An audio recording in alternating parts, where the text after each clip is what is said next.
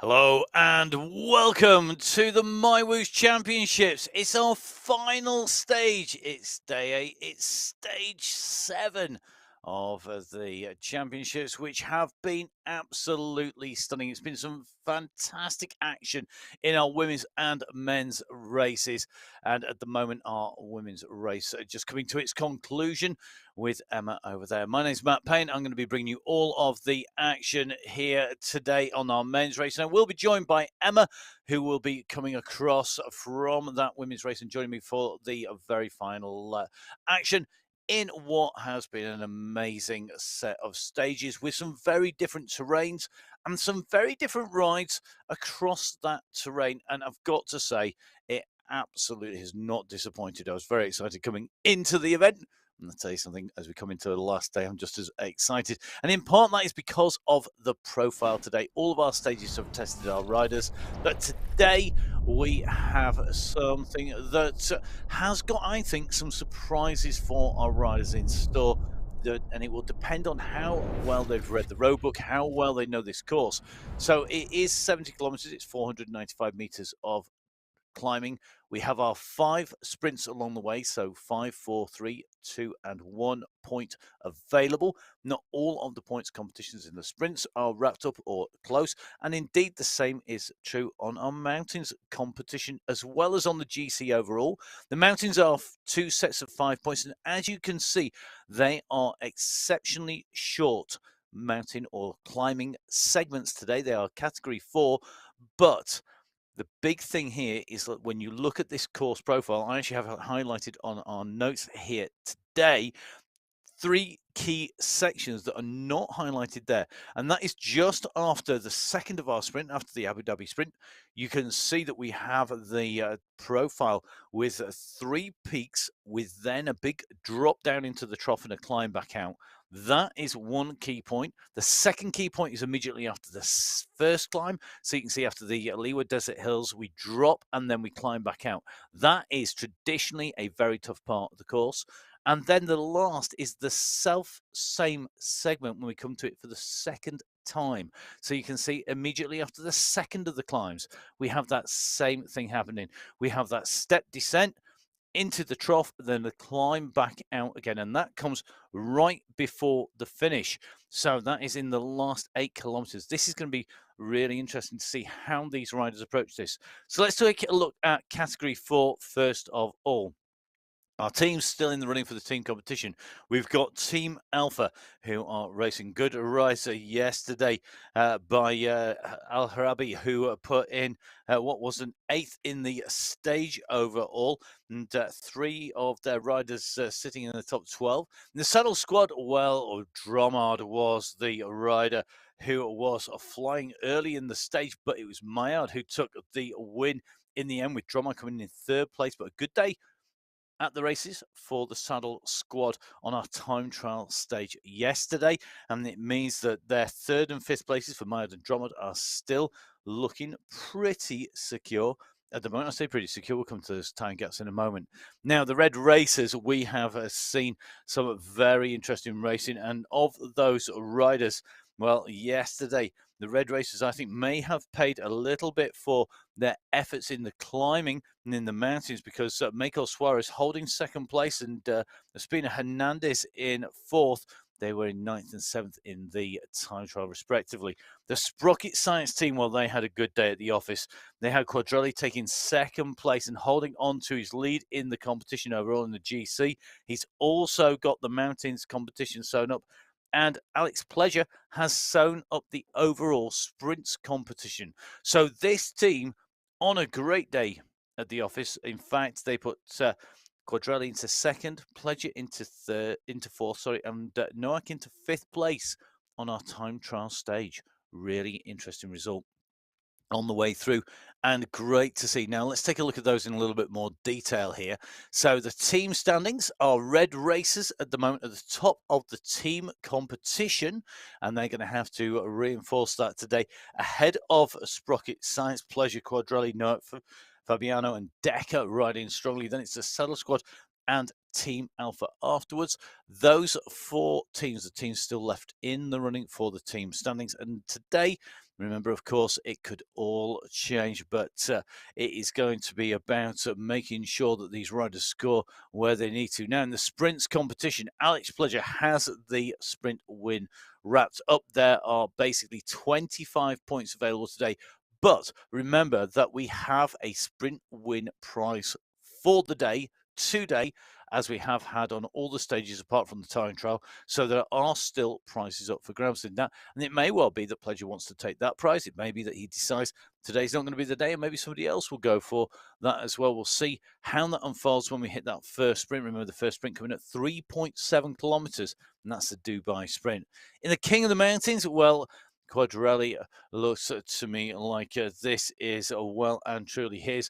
There are 10 points available today, and that means Drummer cannot catch him at the top of the standings. Suarez in 3rd place, Espina Hernandez in what is a 4th place, and Boutheb into 5th place.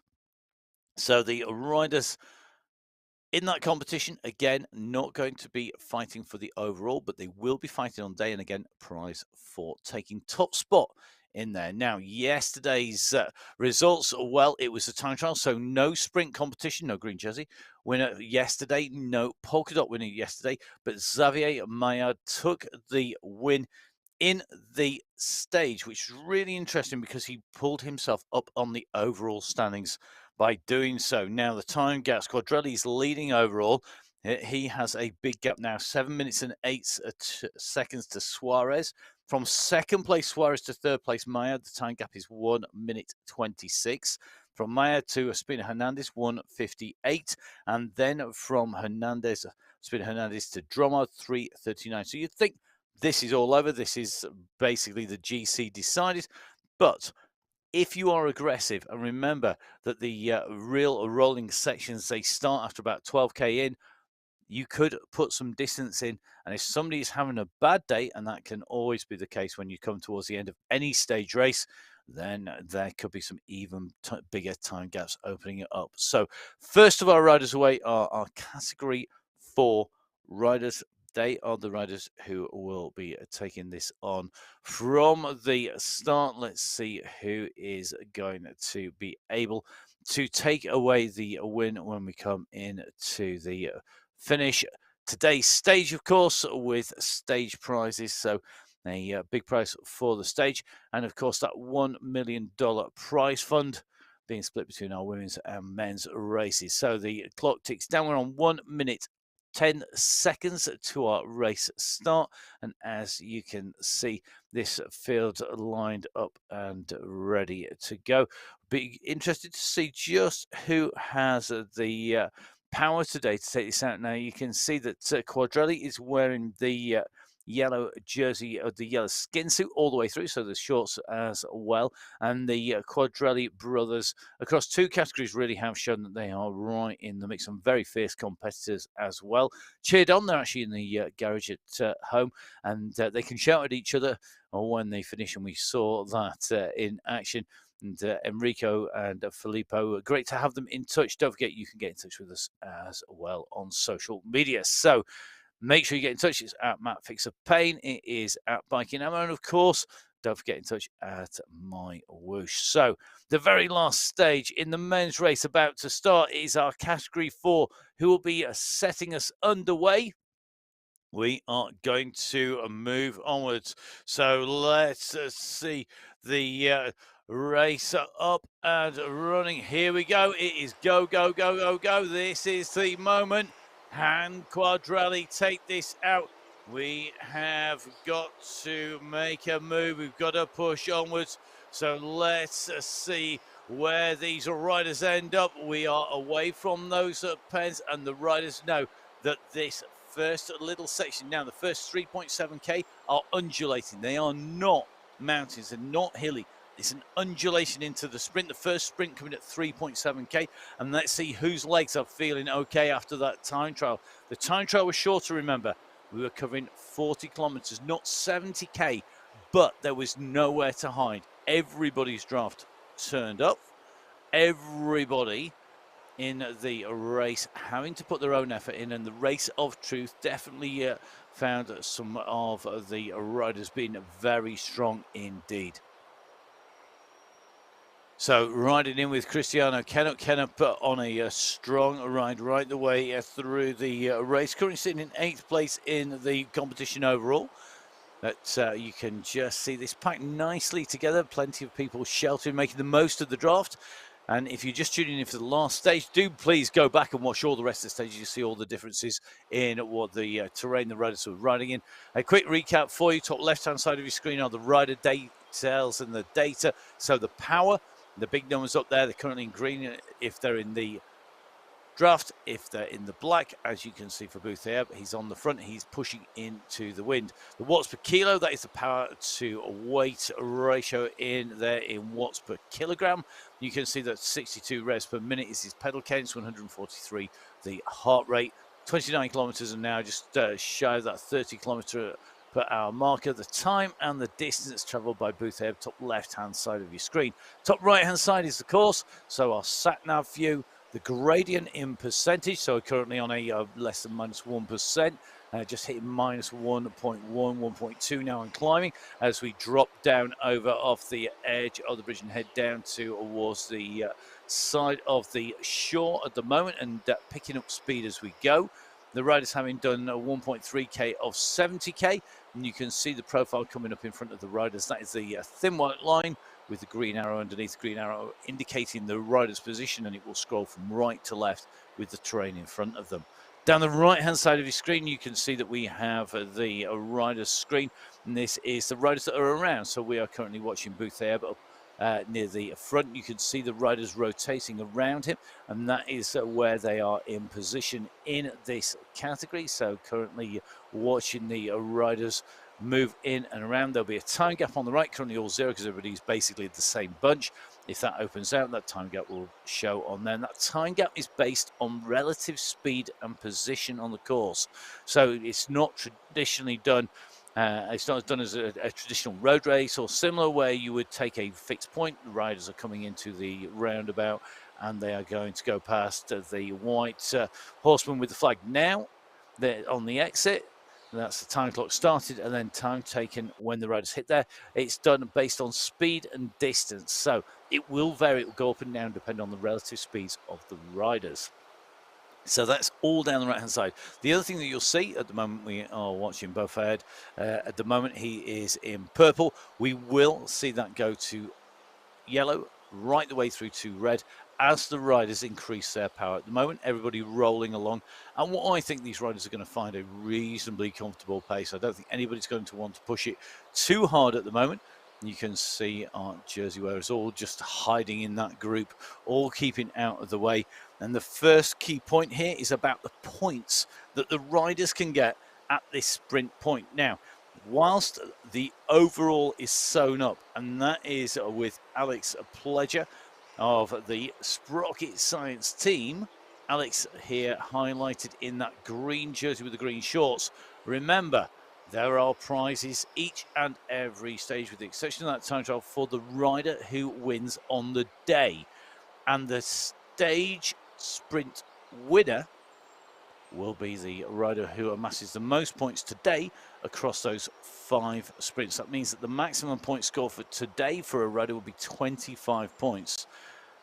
Quite good at getting points is Alex Pledger. 91 points in the bank already, showing just why he's got that sewn up. He's clear. Second place is Kennup, so Cristiano Kennup. Expect to see him looking to take away the prize there. And we'll see if he is able to take it out in the sprints. Keep your eye out also for Quadrelli. He's been known to mix it up. He's currently sitting 3rd in that sprint competition. He's only 1 point clear of 4th place. That is Mako Suarez. In 5th position, that is Florian Drummer. 6th place is Boothab in there. We've got a joint, so we've got 7th place is going to be Cavallo, and then joint 8th place, and that is going to be Bouamer and Al Harami in there. So let's see who's going to score points today, who's going to be able to take this out. The riders fast approaching the kick off for the sprint. 3.7k, the gantry over the road, indicating the start and the finish of that sprint section. In this sprint segment, the first point scoring opportunity as the riders come in. Look for riders lane off the back of the group, opening a gap between them and the riders in front, because that is how to get the fastest time. Start at the back, use as much of the draft from the other riders as possible, use their speed and pace, then kick through the front of the group and out in front as you come out from the sprint. Easier said than done by a long way, irrespective of whether you are category 1, 2, 3 and 4, because everybody around you knows what those tactics are. So category 1, just under an hour to the start, just over half an hour for category 2. We have category 3, less than 15 minutes to the start, but the first of the sprints unfolding for category 4. Under the banner we go, on the right of your screen, and going up on to the big screen, and you can just see how that's Kennup coming through from the back of that group to the front. He's used that draft early. Now you can just see Pledger leaving it a little bit later there and making his way through this group. He's got to keep on kicking. That green jersey going off into the distance as they come up to the finish gantry over the road. We are in with Ian Lloyd here. He's sat on the back of the group, just not expending too much energy at the moment, making sure he stays in with that group. But the time is critical here. It's not first over the line, it's fastest through the segment. And you can see there Alex Pledger's tactics paying off. He has the highest watts. He hasn't got the highest watts per kilo, but he has the fastest time. So 5 points going to Pledger, 4 points going to Kennup, 3 to Boothab, 2 to Bouamer, 1 for Florian Drummond. And when you look at the watts per kilo, you can see that Pledger and Kennett were really sprinting from the back to the front there. You can see Theb and Amur had a lift in their watts per kilo, as did Drummond and Cavallo. The rest of that group really rolling along at about 3.5 to 4 watts per kilo. So you can just see where those riders lifted it. Certainly Bootheb at 6.7 watts per kilo, Alex Pledger at 10.3, and Cristiano Kennup at 10.8. So the first salvo being fired in that battle for today's prizes.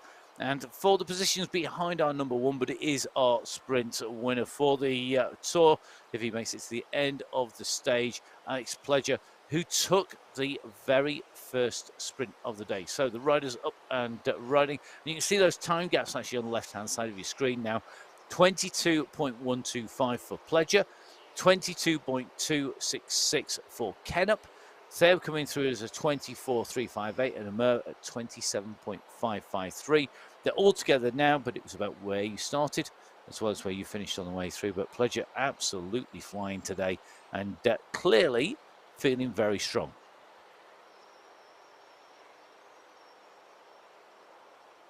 So category 4 with 5K covered, and we are now heading towards sprint number 2. All of our sprints are 300-meter sprints.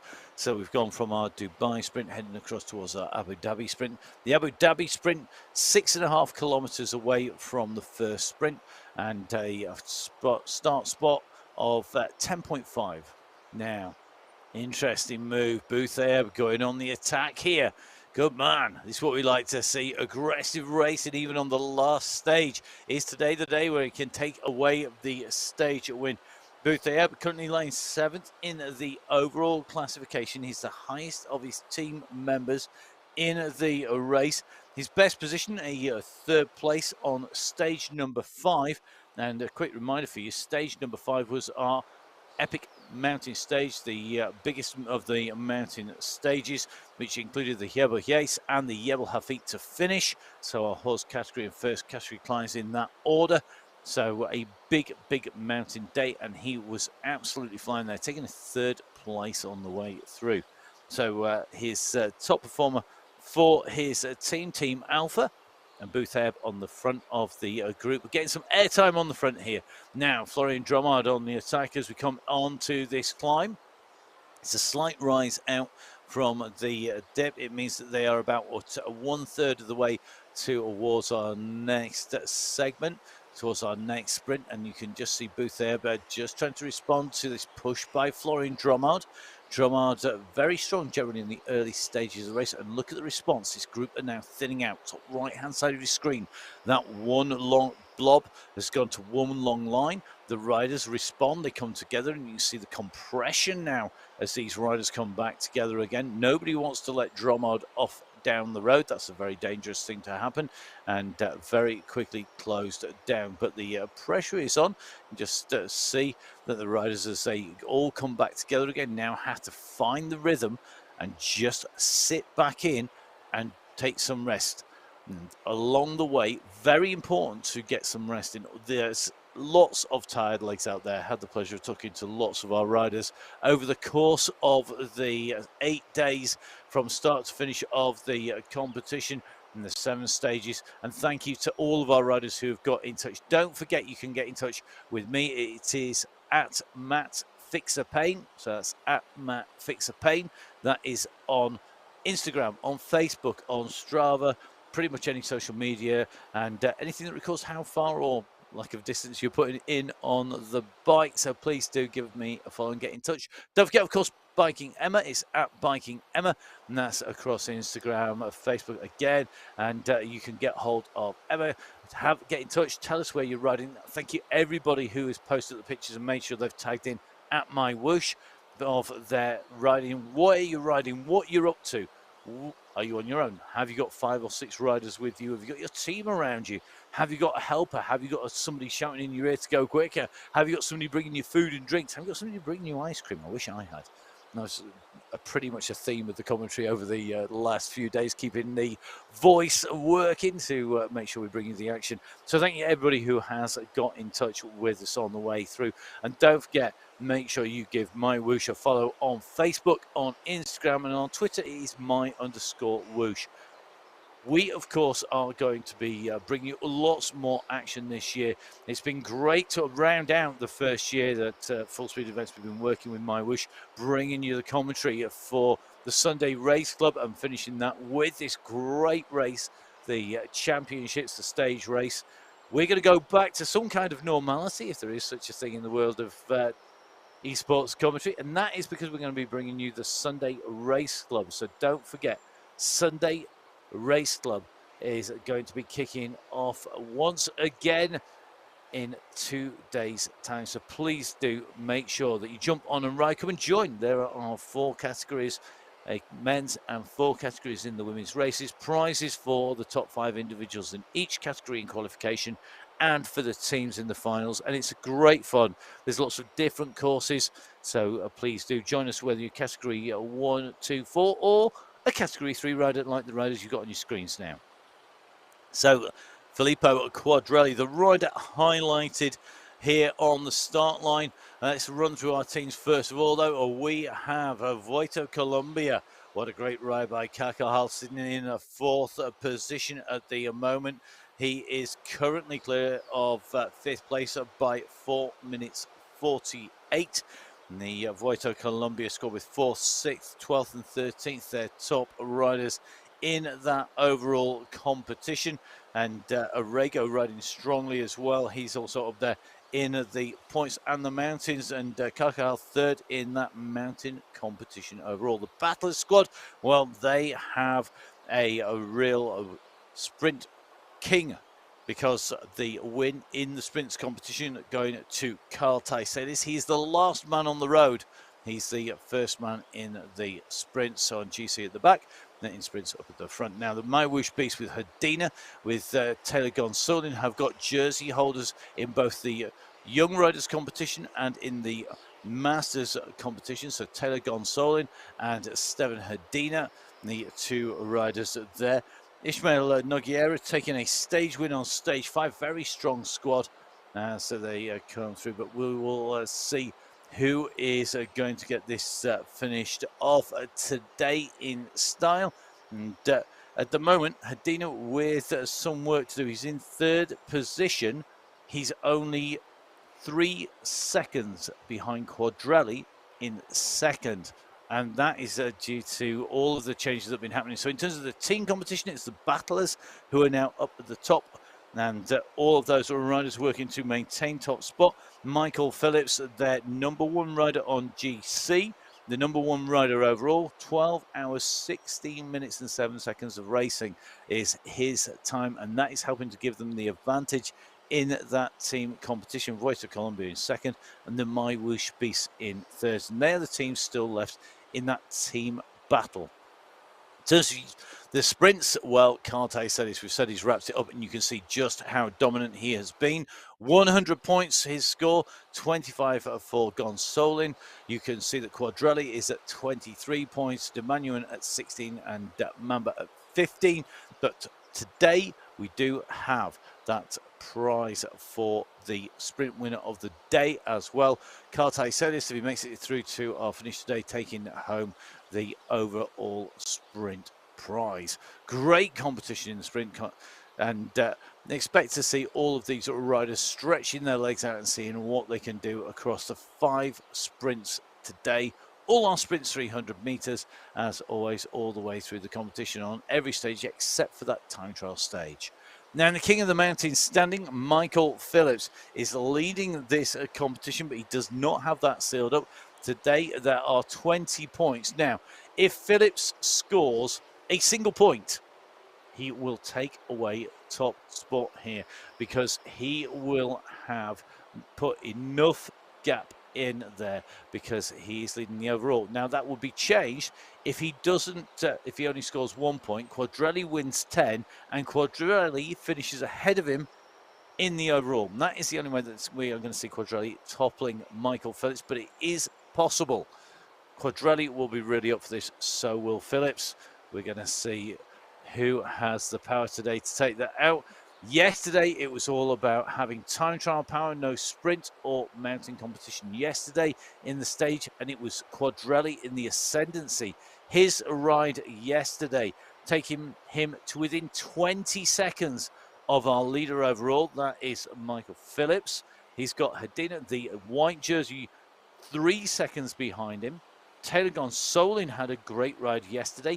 He put himself into 5th place in the stage, and that helped keep him securely in the top 10 overall. He's in 9th position, and the riders who did well yesterday are expected to battle today because it is a relatively flat stage. So those time gaps once again. 1st to 2nd place, Phillips to Quadrelli, 20 seconds. From Quadrelli to Hedina, 2nd to 3rd place, 3 seconds. From 3rd place to 4th place, 2 minutes 17. And then it starts to get slightly bigger because from Kakahal in 4th to Staples in 5th, 4 minutes 48. But if you think that the top 3 are covered by 23 seconds, Category 3 is likely to be brutal today. It is likely to be one of the hardest fought racing out there because of how close those positions are and how well matched these riders have been. Now, back to our Category 4 briefly. You can just see Cristiano Kennup and Boot Theab on the attack here, just trying to push on. They are currently at 10.9k. They've just come through the sprint, the second of our sprint segments, but they are coming in to that sector, that area where I have been flying up. It is going to be very dangerous indeed. So coming through the sprint, Kennup going through with the fastest time through there, taking it from Pleasure this time round. So Pleasure scoring again, Booth there, right up there, then Drummond, then Abu Safe. You can see though for me the key thing here, these riders are fighting. Now, will they use this as a springboard to move on? This is, sorry, our next sprint in and does this, our Abu Dhabi sprint. This is sprint number 2. They come in and through. They are going to be continuing onwards as we see the start of our Category 3 riders. All to play for in the top 3. Next to nothing separating them as they came into the stage. Who will come out on top? Who's going to have a great day at the office? And who is going to be left looking after the waste paper, been wishing that the day had not been done. This is going to be really, really tight. Expect aggressive racing. Then it looks to me like everybody wanting to kick out from the gun. Michael Phillips, your leader in that yellow skin suit. Remember, in number 1, he's been absolutely flying. He was 2nd on stage yesterday. He was 2nd the day before that. He took a win on stage 3, but will he be able to hold on to that? Quadrelli, the nearest man to him. He's got 2 stage wins on stage 4 and on stage 6. He's also been riding strongly in the King of the Mountains and in the sprint competition. 20 seconds between them. Now, will they be able to get there? We're just watching Stefan Hedina. He's the man in 3rd place at the moment. He's only 3 seconds between him and Quadrelli. And I think these time gaps are really going to be interesting. Remember, we saw Hedina leading and taking away the jersey. He was with the jersey wearer after taking a win on stage 2 on those steep climbs. And today, in those danger zones that we've highlighted after sprint 2 and after both of our climbs, we have some steep gradients. Will that play into Hedina's hands? Will he be able to make the most of it? Filippo Quadrelli will have to be aware there's only 3 seconds separating Quadrelli and Hedina. And both Quadrelli brothers really racing well. Great to see the Italians here and racing strongly. You can see at the moment, it's Enrico Quadrelli on the right-hand side of the screen who really is winding this up. They're now into this rolling section that will take them in and through. And they've got to be really aware of what's going on around them as they make their way in and through, because this is where You can open up a gap if you keep the pressure on, if your team work well, if you're aggressive. And you can see there is a split in this group. We've got a leading group of riders going clear. We've got a group of riders behind it. It looks like 3 riders at least distanced off the back of this pack. This pack at the moment about 7, if not 8 riders strong, and the gap is starting to open. They are in category 4. Category 3 underway. They are at 1.36 kilometers. Their first point scoring opportunity is at 3.7K. 3.7K. So that is where the first of those sprint points are up for grabs in category 3. But look at category 4. They are really trying to put the pressure on. You can see the road ascending up in front. You can see the profile is very much rolling. It's got these gradients going up and down. You can see we're already at 4% on the climb up this bridge. 4.1, 4.2. And this is where you can do damage. Now, category 4 is splitting. It keeps coming back together again as people answer the attacks, but there's only so long people will do that. And if anybody's having a bad day, now is the time to find it out. Now is the time to put them under the pressure, put them under the cosh, and really make it count, because this section, which runs all the way through to just before the first of our climbs, really critical. There is a little bit of a break for about 3K on the way in. It's not flat, but it is a little bit easier than the next 4 to 5 kilometers here as we make our way up and over. And as we go over the bridge tops, you're going to see a few people in trouble. So category 4 now with just shy of 24 minutes on the clock. You can see we're working our way through our riders on this bridge, and you can see that Ian Lloyd just in front here of Bo Fahad is going to be the rider who has just been distanced. I think he's going to find himself with some company, but Florian Dromard is the last of the riders, and he's just about in this group. Look at the number of watts per kilo who's having to push out there, 9.3 to get back into this group. We're up onto the top of this. We're going to start dropping back down again. The gradient has peeled away, and these undulations, this is where a good rider use the momentum well, use this course well, and you can put some serious pressure on. Cavalho just on the front, Maillard, Amer, Steab in here, Quadrelli, looks like Suarez in here. Pleasure, though, is the last one in the group, and Lloyd now losing 14 seconds. The Masters jersey wearer, he's done a great job of defending that pretty much from the start of the competition. Looking strong, but you can see the pressure keeps on being applied at the front as we go over the top here. The gradient now at minus 3.9, now over 4%, now heading for 5. This is where the speed picks up, 55 kph, 56. This is about making sure that you are in this group, get distance here, and you're going to be in trouble.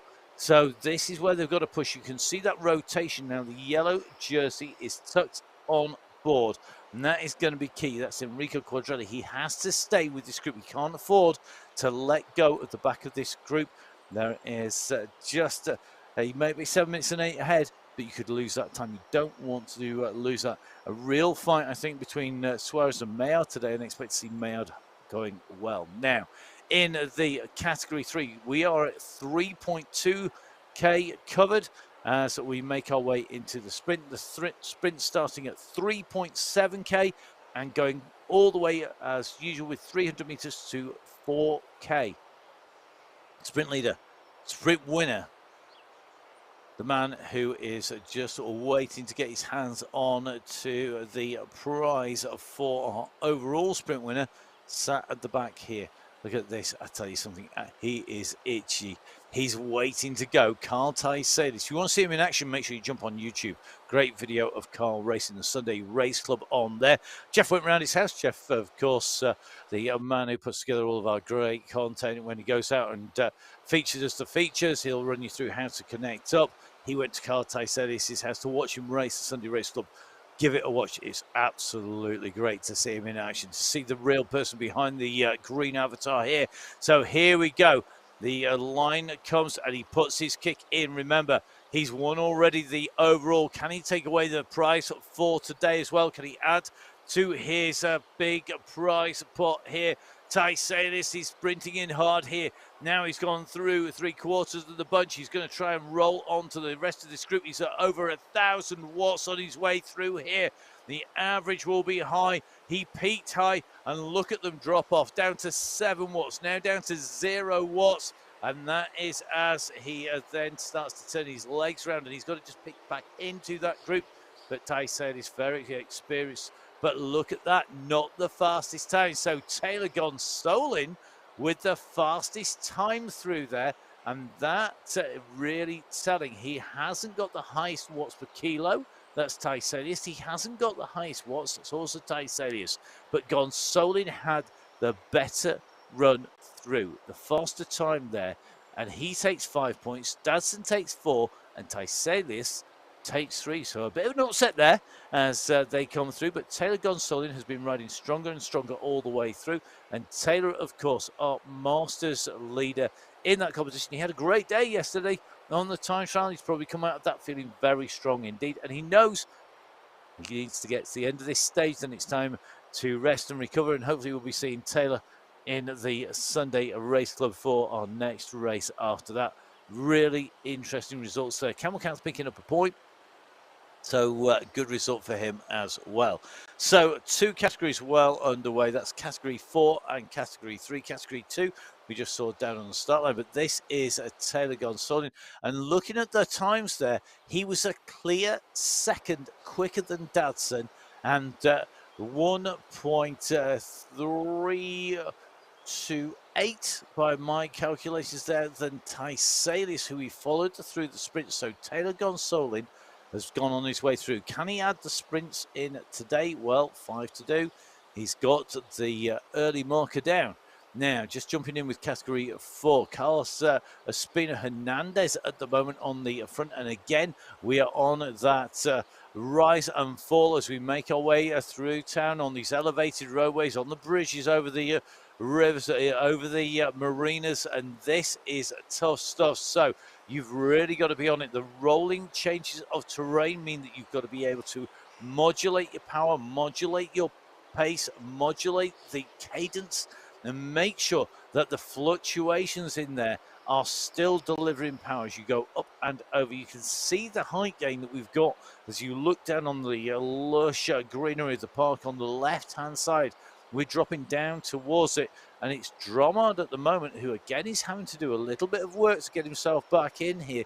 So Dromard at the moment with the work to do to get himself back into position here. And I think this is quite telling here. Dromard in 5th place overall. He is currently at 14 minutes down on the overall lead. He's got 10-minute lead on 6th place, so he shouldn't lose that. But he won't want to be out of the running on the last day. I'm sure he'll want to be involved in the action, particularly when we come to the climbs. So category 4 at 17.5 kilometers into this course. So that puts them almost smack bang halfway between the second sprint and our mountain segment. In category 3, they are at 6 kilometers covered. Their next sprint is at 10.5, and that means they've got what is a relatively flat run through in category 3. The category 4 still yo-yoing the way through and putting people under pressure here. Interesting to see Jan Decker right up in the mix here. Kenneth Quadrelli, Theab, all in here. Pleasure in the mix. A real who's who of who's been taking points, who's been taking prizes throughout the 7 stages. Now, Quadrelli moves on the left-hand side here, and I would imagine that in category 4, wherever you see Quadrelli go, you're going to see Suarez and Maillard go. Maillard 126 behind Suarez.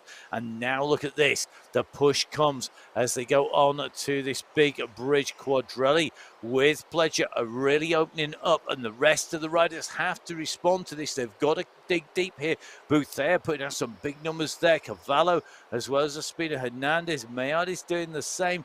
Are we going to see a break? Are we going to see riders being distanced again? Dromard being distanced by this. They are starting to open up the gas, and this is early in the stage. We're only at 18 kilometers covered, but this rolling section that takes us in and through. Really is testing the riders out. You can see we're going to drop down, climb a little, and then it will level out for a little while before we go in to the next mountain section. The next mountain section, that comes at 28. So the first of our mountain sections, 28 kilometers to 29 kilometers. 10K still to get there, and we have still got plenty of terrain here that could help break this up. At the moment, we've got riders distanced, but this is definitely going to be hurting the riders, doing a lot of damage to each other in this early stage, and moving in through the first of our danger zones that take us into that finish. Now, left-hand side of your screen, you can see our Category 3 men are just coming down past and through this fantastic lush vegetation here. This is actually on the walkway, the boardway that we've seen used for the start of some of our stages on the championships, and you can see that with 12 minutes 50, they're already well in and through the course. So Category 1 with just under half an hour to go, 7 minutes or so for Category 2, 3 and 4 already up and racing. So plenty of action already, plenty of trigger points on the way through, not just our 5 sprints and our 2 climbs, but also those 3 danger zones on the way through. After sprint 2, after climb 1, and after climb 2, those sectors are going to be very, very dangerous indeed. Then the ones we've picked out as being the very, very most jeopardy for the riders who could lose ground, and the chance for those who are aggressive to really make the action. Now, into the tunnels, Cavallo, the rider we are riding with, there's been a little bit of a regroup here, but as we look at this group, I'm not sure that I can see Dromard in here, and I think he's been distanced here. And this is an early stage here for Dromard to be distanced. We've got 11 riders on the front. So that is this group here, and we're just trying to keep a check on the riders at the back. I think he's been distanced, and this is an early stage.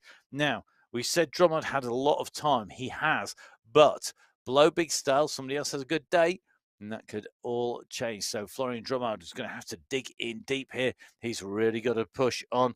Let's see how he does today.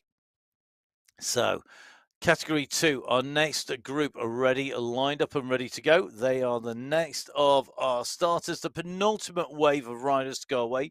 Team Tapas in the team competition, riding strongly. Carsten Mayer looking very good yesterday, taking second place on the stage.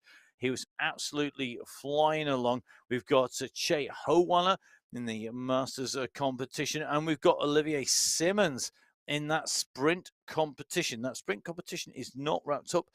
It is still 10 points between him and David Pacheco. So very interesting between them. In the psychologist, well, Nicholas Spratt and Cameron Winfield both had great days at the office. Really good to see, particularly from Winfield as he came in and through, just the young man there taking the youth jersey. The Hubbard squad, well, they're riding strong. And again, we saw them looking to try and keep themselves in position yesterday. What can they do? Last chance to shine today, last chance to try and get themselves into the best possible team position as well as individually. The Cafe de Colombia squad, well, we have in this squad our leader overall, Christian Maglio, who has a 1 minute 46 second lead on second place Spratt, and has over 2 minutes on third place. He has been riding so well. The Cafe de Colombia squad also right up there and fighting all the way through, but Maglio really top of the tree in there. Now, the team from the KOM's Power, well, got to say a brilliant riding from them, because they have been putting in some great performances. Henry Oasis' performance has been really, really good. He's fifth currently in that sprint competition. Could he be the man who is going to be up there today, taking away the day's prize?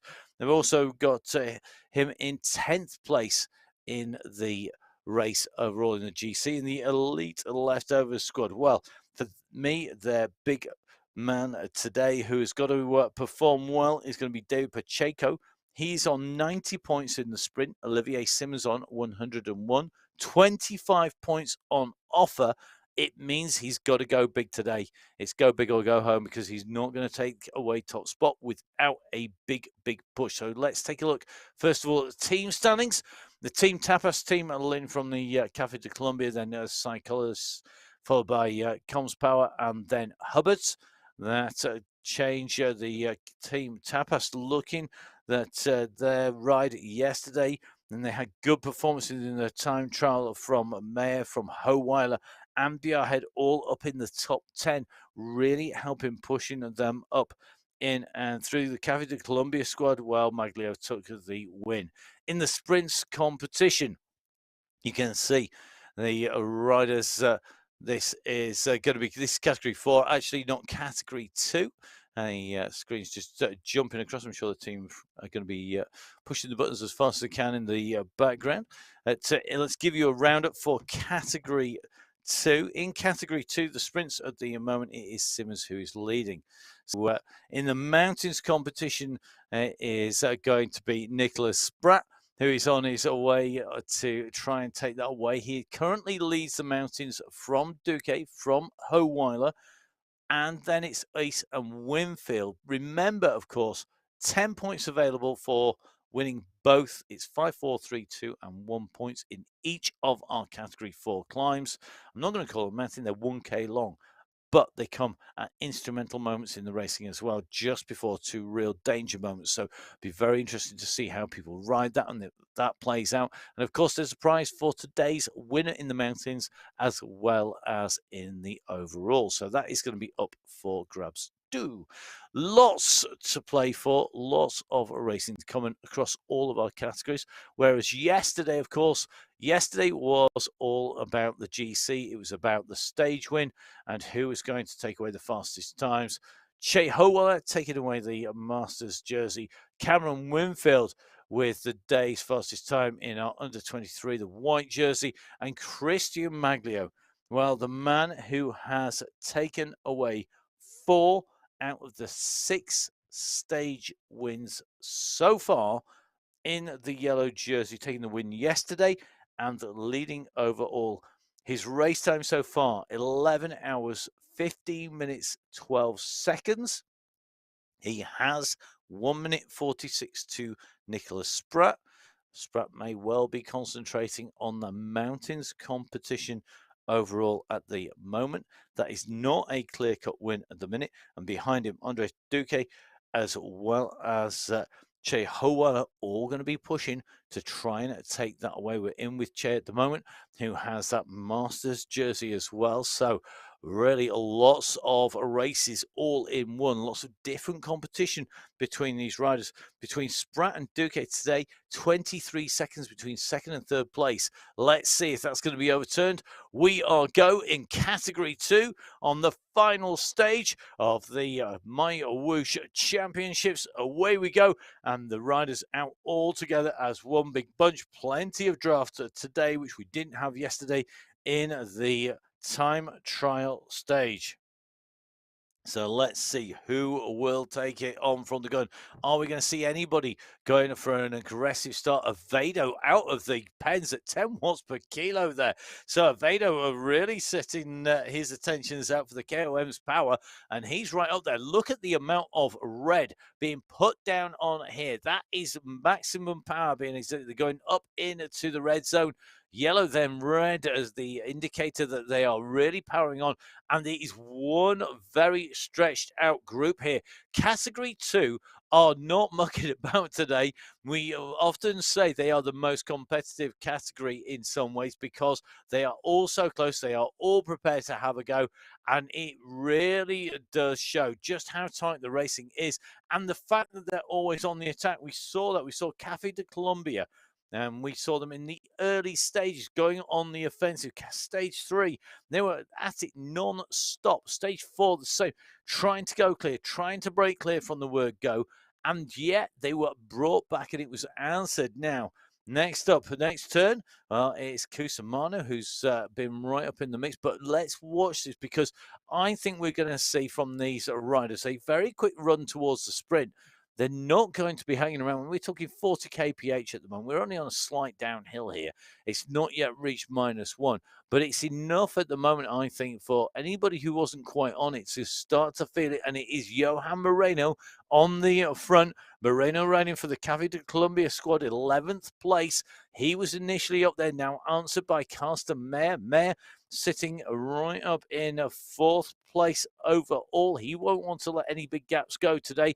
But Moreno for the Café de Colombia squad quickly pushing back on the front, and they are keeping this pace really high on the way out through here. So a very fast start for our Category 2 riders. They are winding this up very early on. As we drop down, you can just see the gradient changing top right-hand side of your screen. And as it does so, the riders bunch up. So that is the natural effect as you go down the hill, all the riders picking up speed. The draft for the riders behind, giving that little extra momentum, squeezing that bunch together as you then hit the climb, and the riders at the front slow up first. So Category 2 well away. Categories 3 and 4 on your screen. Category 3 on the left-hand side of your screen. Category 4 on the right-hand side of your screen. At the moment, the distance under the wheels, well, they're separated by about 11k on the road at the moment. Category 4 are at 24.9k. So they're going to be the first of our riders to hit the first mountain segment and the danger zone beyond. They are currently about halfway there. They've got some pretty flat ground. Category 3 on the way, but they are currently just about to come in and through that really hilly section. Category 2, they're making the way towards sprint number 1. That comes at 3.7k. The Dubai sprint running from 3.7 to 4k. Don't forget, of course, all of the results you see on the screen that we're calling are live. They are literally live. So they are coming out to you as the riders go through. Somebody could well be off the back of the group, sprint through with the fastest time and actually take the points that we don't see, you don't see, but it will be updated on the system. Remember, that will then become unofficial when the riders cross the line and all the riders are finished. That turns from a live race to an unofficial result, and then the verification process will finish and it will turn to a verified result. But, big but, our riders have to be verified for that prize and for those final positions to be calculated.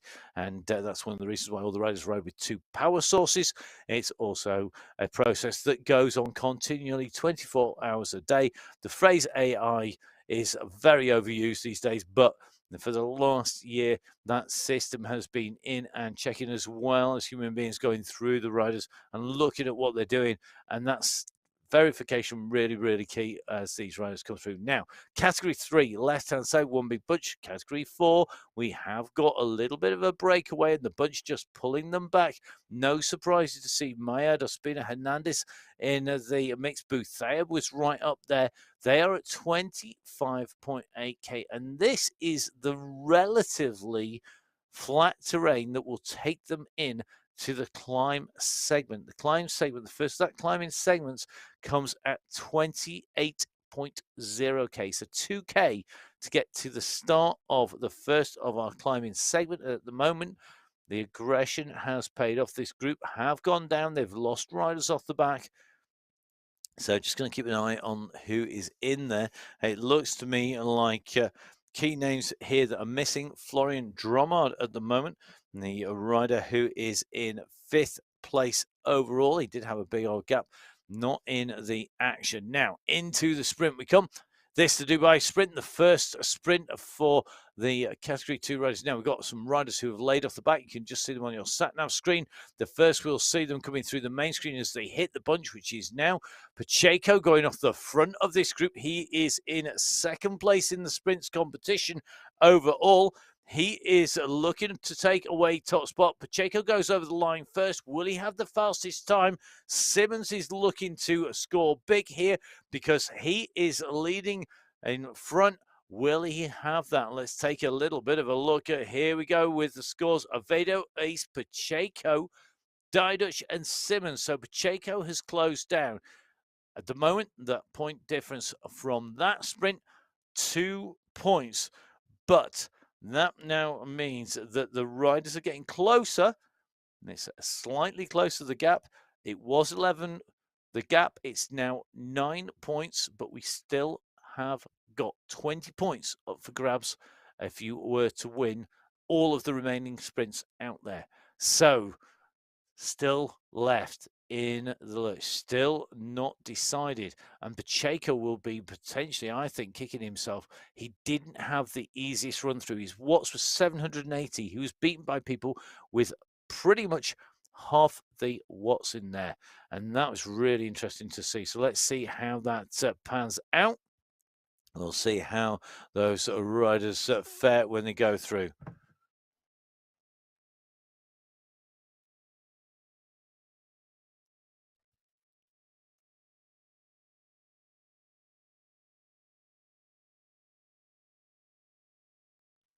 So just in with Jose Oviedo at the moment as we move from Category 2 to Categories 3 and 4. 15, nearly 16k covered by Category 3 at the moment. Still a pretty big bunch here. And remember, this section that will take them in and through, they're just on the rise and fall. This is the tougher section, but at the moment, Category 3 just all together. Category 4, we have got that breakaway who have dropped a few of the riders off the back of the pack. The yellow jersey, though, in for Category 4. So Quadrelli in with the leading group, the leader on GC in with the front group here. And that is our Category 4 competition. Phillips in with the leaders in Category 3. He's our yellow jersey in that competition. And they now know that the distance is ticking down. Remember, when that yellow bar on the top right-hand side of your screen gets to the right-hand side, that's when we've covered our 70k. The white section is all that separates these riders from getting over that final finishing line. And once that result is verified, that is where they're going to know they've got the job done. Now, into the climb. 28k to 29k. Expect to see some fireworks here. There are prizes, remember, for the day, for these riders. Do they want them? Do they want that money in their bank account? Do they want to be able to go out and buy thousands of ice creams with all of those dollars? Let's see if this is going to be the case. Who has got the big kick? They're all in the red, and this could be the springboard. When we come out of this climb, we've got one of our key danger zones. We've got the second of the danger zones in. This climb is being disputed pretty tough here. We're going to repeat it twice. This is the first time. You can see Quadrelli up here. Now Espina Hernandez goes over the top of Quadrelli. Quadrelli is answering him. They want to take away this time segment. This segment finishes at 29k. They're not even halfway up. And already you're starting to see riders feeling the pace. And it's very easy to go too hard too soon. Pay the price, your legs start locking up, and you know that you're going to be in trouble, and the group will sense that. They're going to know, they're going to be looking at those numbers. We're going to find out anybody who has not got that big kick who can stay with the riders, and when they go over the top, we have got a big two-stage descent. That two-stage descent will open those gaps. So if you are in the GC, you're going to be pushing over the top and fighting. If you're looking to take the stage win, this is your chance to distance some more of your rivals. Take it down from you versus the peloton to you versus maybe 6 or 7 other riders. This is the first real key moment. They go up to or towards the top of the climb. The gradient starts to ease off here as they come up over the top. They're searching for that banner. Remember, this is for the points in the King of the Mountains. That's the banner. That's where the time will end. That's where the clock's going to stop. Quadrelli on the front, opening up his legs here. He's gone for the sprint. So he goes through first. Will he have that fastest time? You can see he's gone over now. Will anybody push on here? Will they look to leave anyone behind? It looks to me like pretty much most of that group together as they go into the descent now. Quadrelli has taken the points there in the King of the Mountains. He's added to his already unassailable lead. Drummond can't be touched in second place, but the points for today are key here. So, Quadrelli, Cavajal, Pleasure, Suarez, and Noack in the running here. They are the riders who have scored so far. Maya, the rider who is sitting in third place in that group. Suarez in second place in the GC in the group. Pleasure, the sprint specialist in that group. Kennup, who's been absolutely flying in that group, really is a who's who in Category 4. We got in there Booth Thayab, who's been so aggressive going through. Category 4, absolutely amazing stuff from them. Great to see. And remember, we're now into this long descent. Category 2, well, they are a little bit further back down the road. They're approaching the 7.8-kilometer marker. They are on the run across from sprint number 1 to sprint number 2. Sprint number 2 coming at 10.5K. So 12 minutes of racing done. The riders just, I think, trying to conserve their energy, not burn it unnecessarily here in the second category. But one man not content with the pace of this pack, Jose Avedo, on the way down the road. He's kicked out and away. And Avedo here being chased by Carsten Mayer. Mayer looking to move up. I think he's aware that if he puts a good ride in today, he could put people in trouble. And look at this, the response has come from Cusimano. They know that to go clear today, you're really going to need a group of riders. It's going to be very, very difficult to solo to the end of the ride. But at the moment, we are starting to see a little bit more in terms of skirmishing. We're starting to see gaps open, and eventually somebody's not going to close the gap down. There'll be people caught on the wrong side, and that is the big danger, and that's how you can lose big time. Get caught on the wrong side of a gap, not be able to close it down straight away, and be left in no man's land out the back of the group. You could lose some big time. All of our key riders in the top 5 are here in the race. They're in this bunch, and they are working well. So all top 5 riders in this leading pack at the moment in the GC overall in category 2. Category 3, again, looks like pretty much everybody all in together. In terms of category 4, that's not quite the case. Dromard just being distanced out of that group, but he has a good sized margin. Let's take a look at the last category to go, category number 1. Now, the team race has been absolutely tight as tight. It is tight on tight city because we've got the Belgian Waffle Squad. They had a good day yesterday, a 7th, and 8th, and a 9th in terms of the stage. And that Belgian Waffles squad really riding strongly. Their strongest rider was Lionel Vujassin, who was in the run for the win, actually, for a long time. Sticky Bun Club, well, Ross Fawcett with 88 points should, barring an alien abduction, be in with the win. He's been chased all the way to that, but I think he's got that sealed up. The Italian Gelato squad, now Van Damon there, Pin Damon having not his best day at the office, but he has held on. He's put in a great ride to keep himself in contention. And the Gelato squad with Damon in 3, with Mayer in 7, with Nair in 10th place. They've also got 11th and 18th. They are riding strongly as a whole team. The Beast Mode Pudding, powered by Mode Squad. Well, great ride yesterday. We saw Christoph Thiem coming through. He had a good result, good day at the office for him, and that helped him. He's in 16th place overall, but that team are riding well. We'll see if they've got something left for the last stage. And the Hexagon 1 team, well, Heaney had a good ride yesterday, but for me, really interesting and absolutely brilliant riding by Bert Kahan. Kahan is in 2nd place in that sprint competition. He's at 62 points. He is clear. He's got more than double the points of the nearest rider behind him in that competition. He's on 62. 3rd place is Kaminsky with 28. Now, last team, the team that have been the team to beat, the UAE Clan team. What can we say when the team has 1st, 2nd, 5th, 4th, 8th, you name it, all in that top 10. Every single one of those riders up there, and they've been swapping them for fun.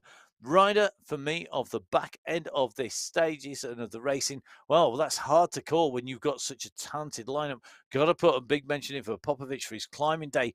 Great ride by Michael Knudsen yesterday. Knudsen in the battle for the mountain competition today. He's going to be looking to take that out. So let's look at the team standings first of all. The UAE Clan team are the team who are leading. So Clan team leading out the competition, but behind Waffles and Gelato, there is next to nothing separating these guys.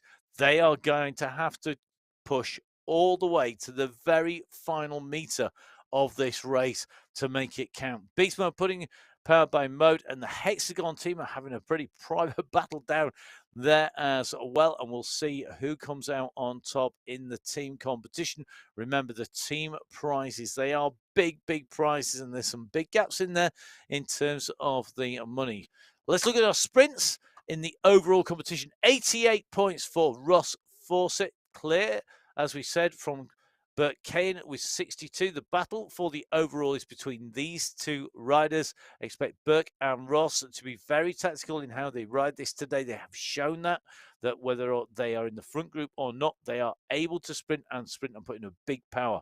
Now, if they don't contest it, and I can't see any reason why they wouldn't, then it would be down to Kaminsky, Panizza, and Graves to maybe be the riders who are going to look to take away the sprint point for the day. Because remember, we have a sprint winner on the day as well as the overall. So let's see who's going to be battling it out for that. And of course, for the King of the Mountains. Now, Michael Knudsen has really come good as this race has come on. Michael, of course, one of those key riders in the overall standings, in 4th place overall. He's immediately behind Van Diemen. The gap between them is 32 seconds on the road. Will that have more bearing than the King of the Mountain standings? Can they simultaneossly battle for both? Well, we're going to find out. Knudsen has the lead, then it's Van Diemen, then it's Vujasin, then it's Mr. X100 and Michael Vink. And Mr. X100, the Masters leader, mixing it up in all of our competitions, currently holding 5th place in this and in the general classification overall. So some big point scores, some very strong rides, and some very close battles here. And none of those points, whether it's the sprint or the King of the Mountains, decided. The overall, well, that is a lot clearer in terms of the top spots, because yesterday the one and only Michael Vink went clear. He took the win yesterday. He is our leader on the road, and his gap at the moment, 3 minutes 54 to Pablo Popovic. Popovic is the nearest rider. All the other riders are over 4 minutes behind. 4 minutes plus behind. Most over 5 or 6 minutes behind. Big gap behind Michael Vink.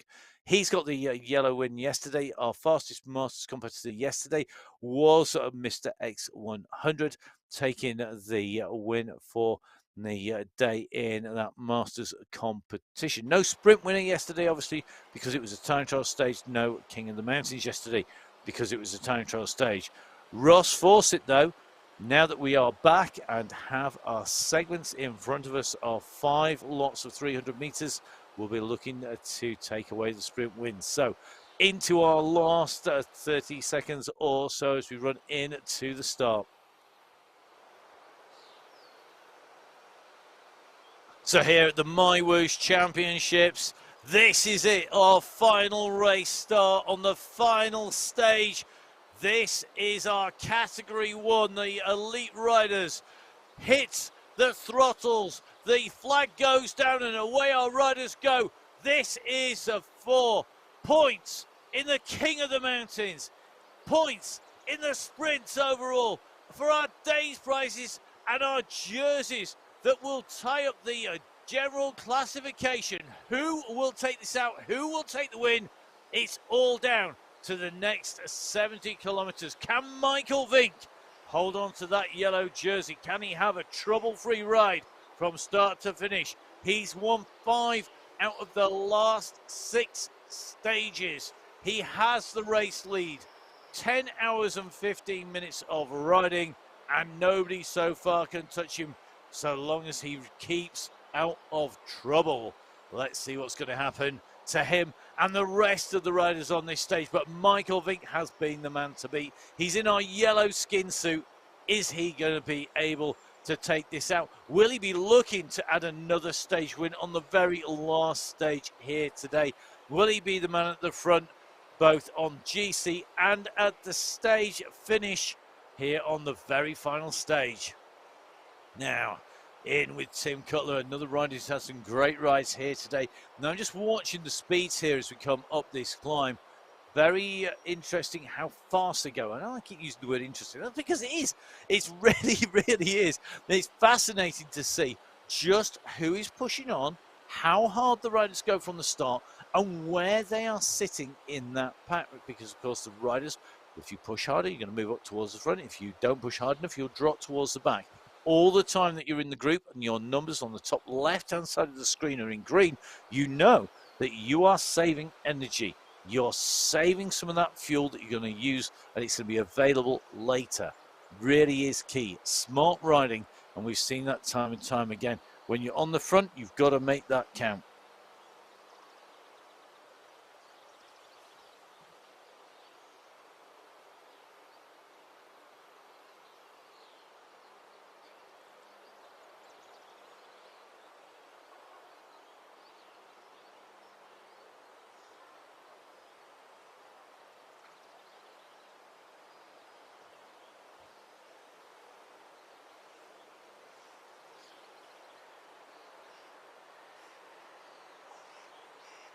So our riders continue to push. Michael Knudsen, I think, one of the riders for me who has really excelled as this race has gone. He's got stronger, he's got faster, he's been right up there in the mountains and riding a very smart race, doing what he needed to do to take himself into the finish. We'll see whether he can put that smart brain into gear though today, or has it been befuddled by the sheer volume of kilometres, as well as trying to hang on to Michael Vink's wheel at times, because we know that Vink has been the man who has been leading everything out. You can see all of our categories in action. Category 4 looking yet again to be an absolute, complete and utter fist fight. They are completely up against each other. There's no quarter given whatsoever. Absolutely loving just how aggressive this is. So the danger zone that took us out from climb number 1 runs us almost through to the next sprint. The next sprint coming at 37.5k. And at the moment, Alex Pledger has got a gap of 3 seconds on Maillard. He's got a gap of about 3 seconds on Quadrelli, of Ospina Hernandez. You are seeing them go off the front. They're coming back. They're going off the front. They're coming back. And this has whittled it down. 5th place Dromard in the overall has been distanced very early on in the stage. He had 10 minutes on the riders behind him, but he is a rider who can't afford to let that gap go any further. At the moment, category 4 battling it out in absolutely, I think they're just going to give up at the end of the 70k and take a week off, because they're surely going to be able to recover and get back racing with us on Sunday. But these athletes are amazing, but boy, they are giving it some. Category 3, real fight in there, but a bigger group going through. Category 2, well, a little bit more cagey in Category 2, despite Category 2 having some tight gaps between Spratt and Mountain Leader in 2nd place in the GC and Duque in 3rd. The Category 1, they've come out from the start. They are lined out a little bit, but it is definitely not as aggressive yet as this. Now, Enrico Quadrelli, the rider who's up at the front, he's got a gap here as they come through. This is a little run through, because this is actually a nice little dress rehearsal. This gantry will be our finish gantry, because remember, when we have the map view on the way round, when we come out and round, we do the large circumference of both loops. We come round through the finishing line, which is where our category 4 are. We go out and we do the larger loop only, and then we come back and we finish just down there. So they're just getting a little bit of a run through on the way through. Great riding by the riders, and they are battling it out. Now we're coming in to the next of our sprints. This is sprint number 3. Sprint number 3. And this is going to be really interesting, because Pacheco, remember, has been absolutely flying. He's taking on Simmons at the moment. Simmons has been trying to keep him under control. This is going to be a real battle here. Let's see who is going to go on the way through here. This is a kick now. Kennett goes hard here. He's going after Pledger. Suarez is in there. Quadrelli is in there. Look at Quadrelli come through at the end there. Really different pace on the way through. The gap opened in the group, it's split to 2, it's come back together again. Is anybody going to push over the top? Well, we're going to have a look at the times first. Kennett taking that time around. 5 points for Kennett, 4 for Pledger, 3 for Quadrelli, Cavajo taking 2, Noack taking 1. Suarez was pushing through that segment there, not taking the points. So Kennett at the moment looking very good. We know he's an aggressive rider. We see him on the attack regularly. The Red Racers squad looking very strong indeed. Okay, so riders on the way through in that race are looking very aggressive. Meanwhile, the riders in category 1 on the way down and through the Dubai Sprint. The sprint times on the left-hand side of your screen, they're at 4.36 kilometres. At the moment, it's Ross Fawcett. Now, he's continued to open up his lead. He's got that extra 2 points on Burke Cahan as they came in through. Here's the full result for you. Fawcett in 1, Thiem in 2, Cahan in 3, Safrazad in 4, Bjorklund in 5. They're your point scorers on the way through. But really key here, Fawcett has opened 2 points only further in that gap as they've gone through that time round. Really interesting because Fawcett was on 88 points. He's got an extra 2 points. He's got 5 points on there. 3 points have gone on to Burke Cahan's score at 62. So the time is running out for Cahan to take that. But I tell you something, he's going to try all the way into the finish. Great riding there as he comes through. What's really noticeable, not one rider until you get right down to the bottom of the totals there from the UAE clan team. That was Mr. X100. And that shows to me that they are playing the long game today. They're not going for the first sprint. So I am just going to take a short pause. I'm going to listen to the sounds of the race whilst Emma gets herself settled into the studio, and then we'll be back because Emma's made it back in from the women's race.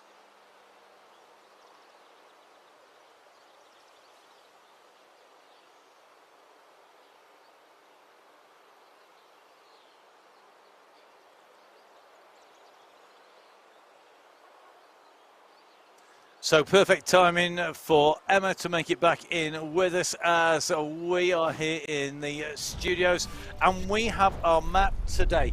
The riders are heading out on to the course.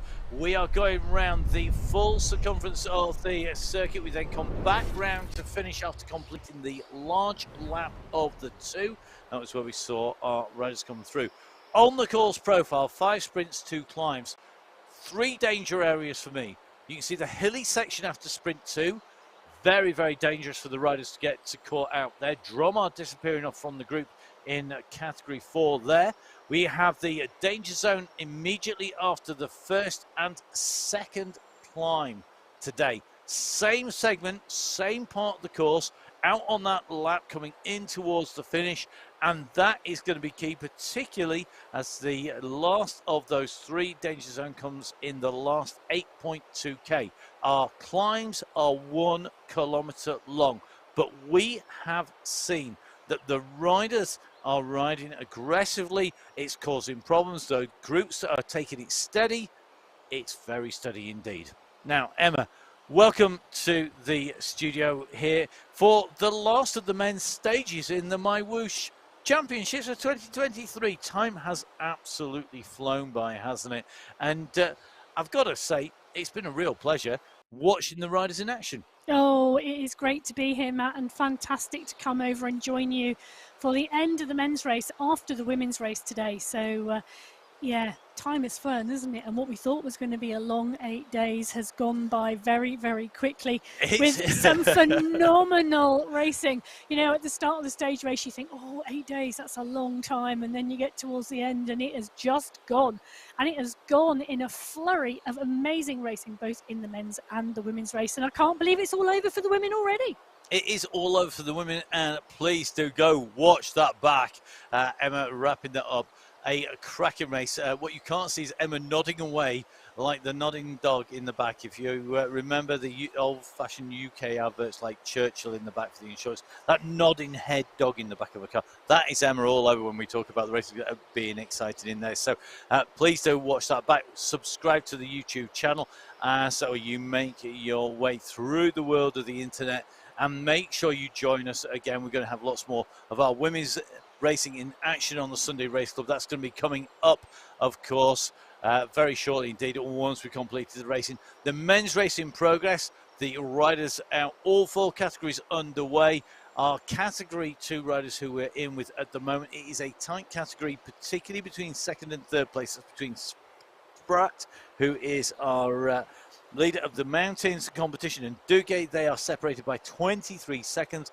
But of course, our riders know that the big prize fund, that $1 million prize fund, is split across not just the overall categories, but for the day as well. And you can see the pressure that is being applied. Johan Moreno, the ever attacking Cafe de Colombia squad, sending Moreno down the road this time round. Mayer again is chasing him. He does not want to let him go. He's been on his case. Every time he's gone for it, he's pulled him back. Well, it's really interesting, isn't it? Mary's a strong rider, holding that 4th place on GC overall in the time trial yesterday. Absolutely wanting to be part and parcel of the finish today in the final stage to celebrate the end of the MyWhoosh Championships. The men, look at that. It is packed across all of the categories. It is indeed, and you can see these riders making their way at various different stages around the course and the different terrain in this amazing world. We have spent quite a lot of time over the course of the championships in Arabia. We've been into Alula, we've been across to Australia. We've used just some of the worlds that are available to ride on the MyWhoosh platform. And if you haven't ridden, I can't say strongly enough, please guys, jump on board. It's free to ride. Doesn't cost you anything. There's no monthly subscription. Jump on board, download the app. It works on iOS, it works on Windows, it works on Android. Come and join us. Come and have a ride.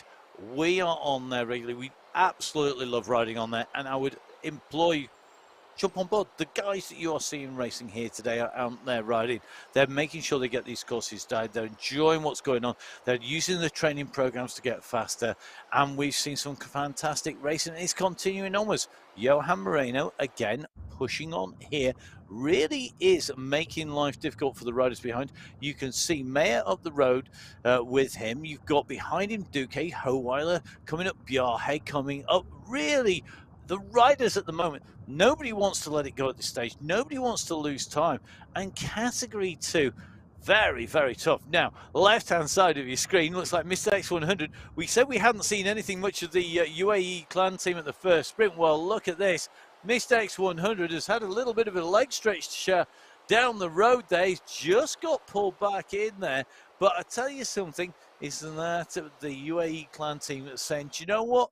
You all thought we were going to take it easy because we've got the winner. Well, I think they tried to make the rest of the teams think they weren't there for the first 5K, and then they just thought they'd remind them as they were coming up to the 10K mark as SS goes over the top again. You know, they let everybody have a steady 8K warm-up today out of the start pen mat. And now that's it. The race is on. The race is on till the 70-kilometre mark, and that is when they will see the checkered flag for the final stage of the MyWhoosh Championships. Well, they're not getting it all their own way. Michael Kaminsky now on the attack here. Kaminsky, the Belgian Waffle Squads. Well, you can do this, Clancy, but you know what? I know what you're going to do, and I'm going to have a go now. So Michael Kaminsky is here. They all waited. They waited. Now it has indeed kicked off with Kaminsky aiming to go down the road. Kaminsky 9th in the general classification. He is currently 8 minutes 47 down. Behind him, it's only about 45 seconds back to Italian Gelato Zach Nair. And this is Belgian Waffles versus Italian Gelato. Now, whatever your preference in terms of waffles or gelato, this is about prize money, isn't it, Emma? It is indeed. It's not about puddings, though. You would, you know, looking at the start sheets and the teams' names, you could be forgiven for thinking it was, but it's not. The Waffles and the Gelato squad absolutely fighting hard for second place in the team competition. They have taken it to the wire.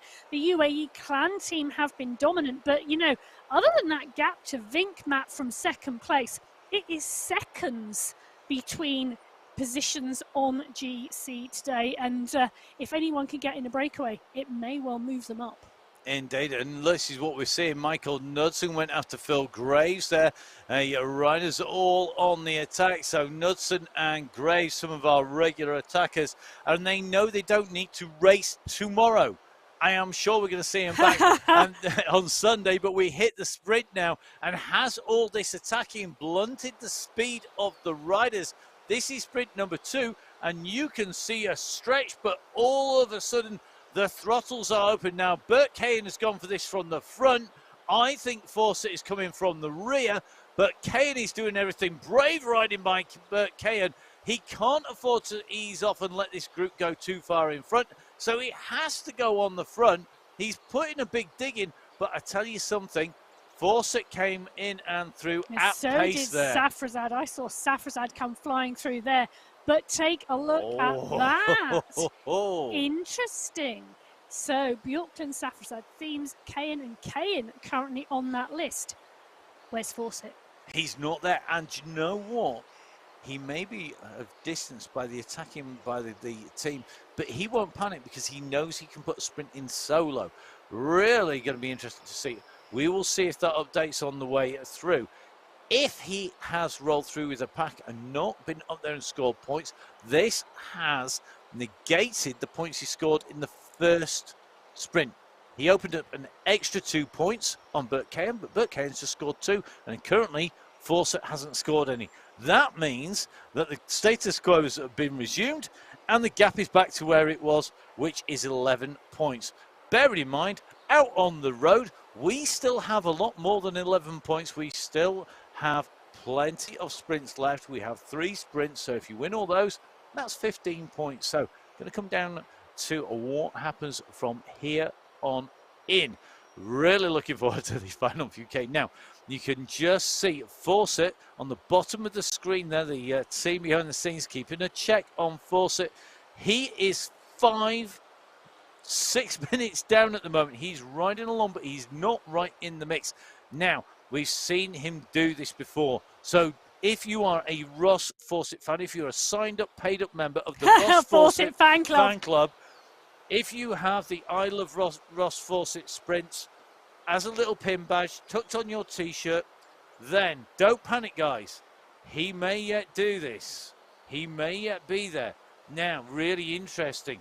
SS not in the lead group. SS having to push at 6.3. I think he has had a technical issue. And got to remember, it is very easy for your bike, for the mechanics to have a problem on the way through. Because of that, you can be distanced and you've got to work. Now, we know that he can work. And I'm looking at Mr. X100 here, who is at the back of the pack. He's just hanging at the back here, looking to see whether or not he needs to bring in SS. If you look at this, 25 riders in that front pack. SS has to do this, and he's got to do this quick because the rest have the advantage of the draft. And Mr. X100 here, he's sitting with that group. He's paying attention to this group. And we know that SS and Mr. X100, they are regularly out riding together on MyWhoosh. At the moment, this is teamwork here. He's got to hold on for him. How far back dare he drop here? Emma, this is risky. It is indeed. Now, SS dropped from 4th to 8th in the individual time trial yesterday. So now 7 seconds off the back of this group. He's pushing on. X100 has dropped off the back, but now he's pushing on. And actually, he's coming through that group and sitting in the middle now, regulating his power. He's just going to drop back to the back again, just staying off that on that group because he doesn't want to lose this group, but he also wants to help SS get back on. SS currently pushing at 7.7 watts per kilo, which is faster, well, let me correct that. That's a higher watts per kilo than is currently coming out of the group ahead. And he can see that group up ahead. But how long can he sustain that? Because that time gap is still at 10 seconds. And this is the problem, isn't it? I think this is why we saw Mr. X100 sitting at the back of the group. He's trying to give as much assistance. He can't afford to let go. He has got a 5th place position in the overall to defend. He's got that Masters jersey to defend, and he will want to get SS back on. He knows the value of having SS in there. He knows how strong. Never mind the friendship that's there and the regular riding companionship. This is about getting him back in, and this is the danger zone we talked about. So when I was talking at the start of the show, when we have run through the map, the 3 danger zones, this is danger zone 1. This is the rolling terrain, the rises and dips on the run in from sprint 2, and is not just dangerous, it's having an effect. Well, it's interesting, isn't it? Because you're right, X100 can't afford to give away any time because Van Elst, who's lying in 6th place behind him on GC, is only 47 seconds back. So X100 riding a really difficult balance between helping out SS, a teammate, to get back on the group, and staying in that 5th position because it's only a 47-second gap. And really interesting tactics from everybody else, because if that was me and I wasn't in the UAE clan team and they'd lost SS, I'd be drilling the front of that. Absolutely. Now, it may be that they've seen that he's had a technical issue, and we are seeing that time-honoured tradition of not taking advantage of somebody who is in a leading position when they have a mechanical, rather than them being weak. If you're weak, riders will leave you in a flash. But we saw amazing racing. You remember back into the Tour where we saw that battle, and there was Tadej Pogacar fighting out. They're on the mountain stage, and one went off the road and the other one went off the road. And they were battling for 1 and 2 in the GC on the Tour, and on the Tour de France, and they still waited. And that sportsmanship in there, that's part of one of the reasons I am absolutely loving the return to seeing these characters coming in from UAE team riders, people like Tadej Pogacar, from the riders, the battles that we're seeing in the women's racing, the men's racing, and the sportsmanship in there as well. It's not just pure calculated minimal gains.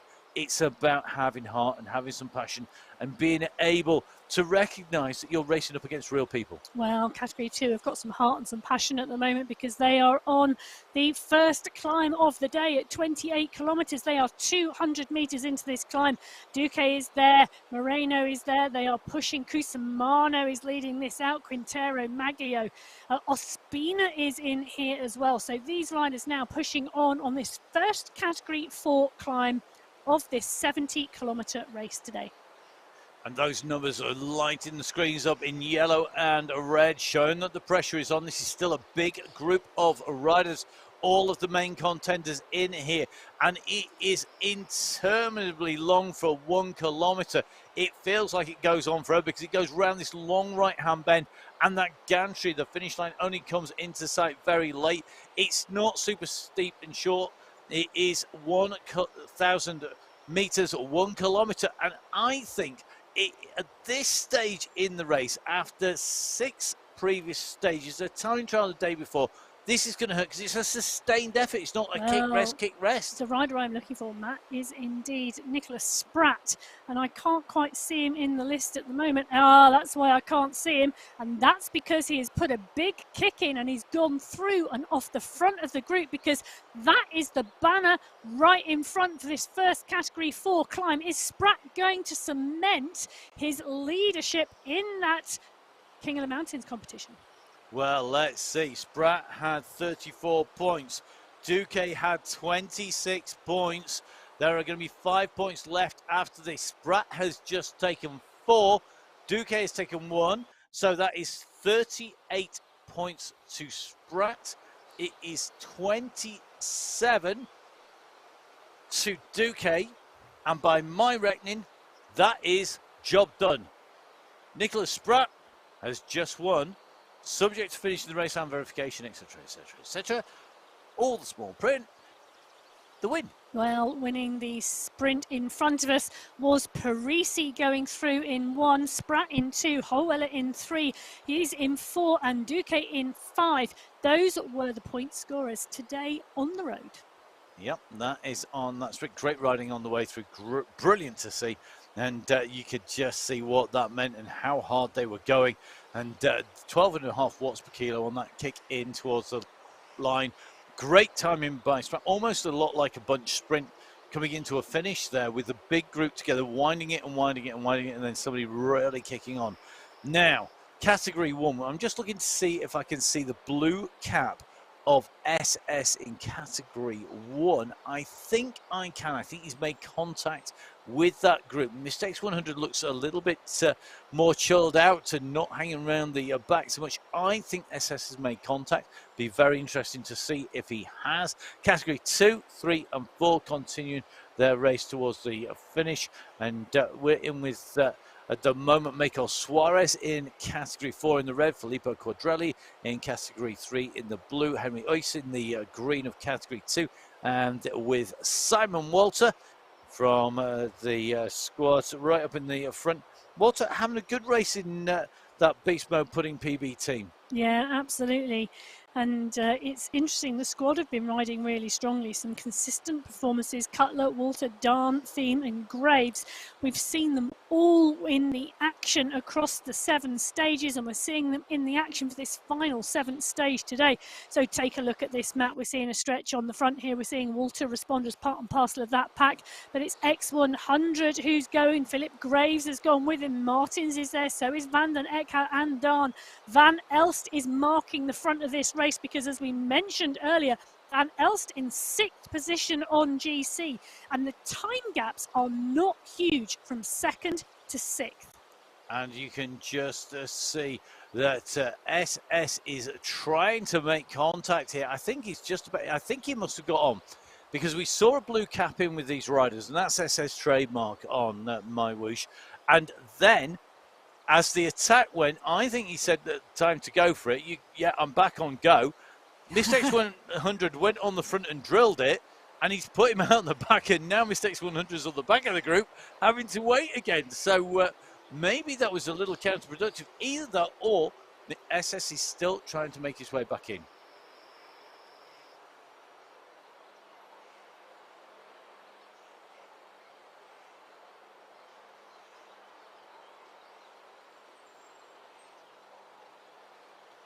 So here we go. Phil Graves on the front now, drilling it on the front. He's seen the danger behind. He's seen that SS is off, and they've made contact. So I think that was on and done, that he'd seen that SS had got back in. Now it's time to go back racing again.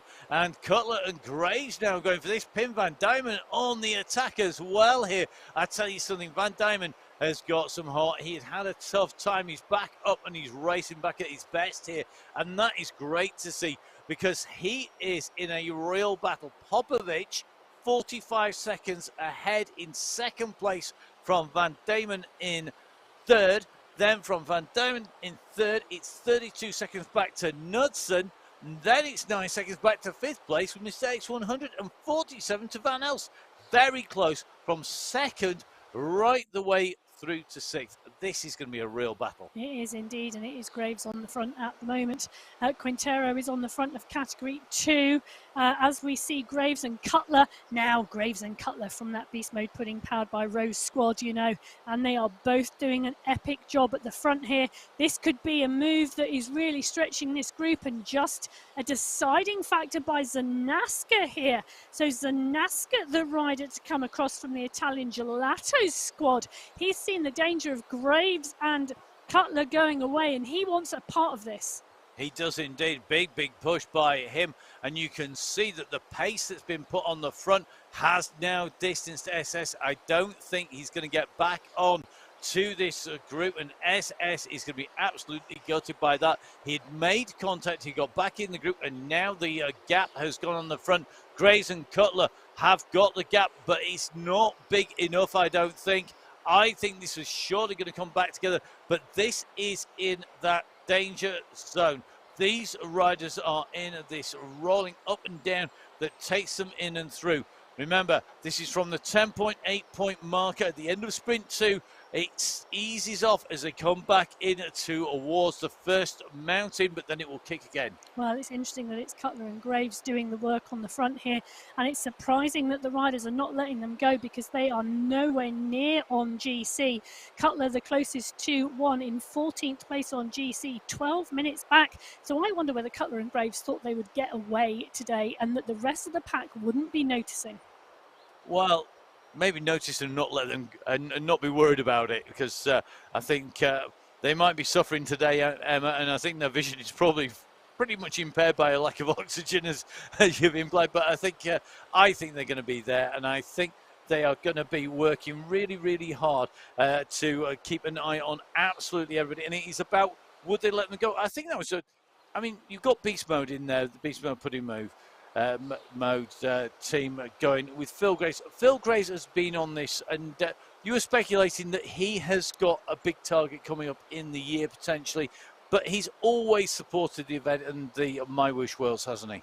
Yeah, he's always here on a Sunday on the Sunday Race Club. He's been part and parcel of the MyWhoosh Championships, and you can always count on Phil Graves for making the action when he's on the bike. So Knudsen at the moment pulling that group back, and the breakaway coming back. So Cutler and Graves coming back into that group in Category 1.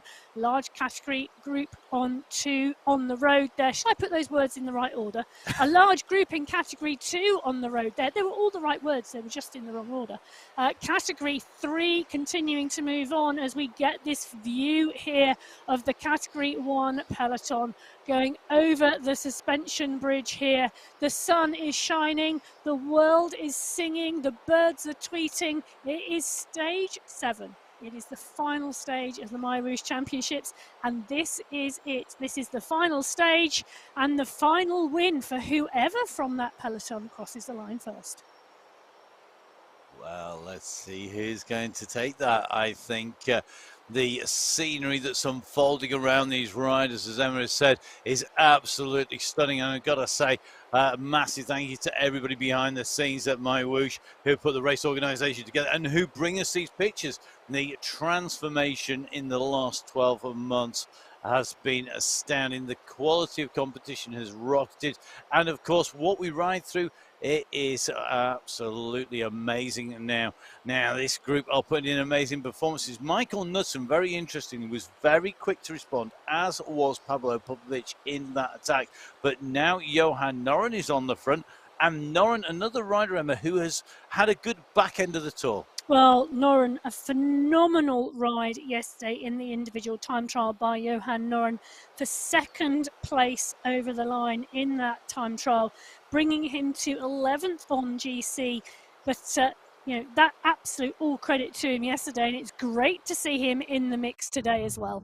It is, and right up in now as we come into the tunnels, the gradient currently at 0%. It's essentially a flat section through here. The big news really for me, SS being dropped from this group and being distanced. And when he got back on, he was distanced again, and that time round, he was not given the chance to get back into the pack by the group. And that has weakened the UAE clan team, but we know they've got strength in depth.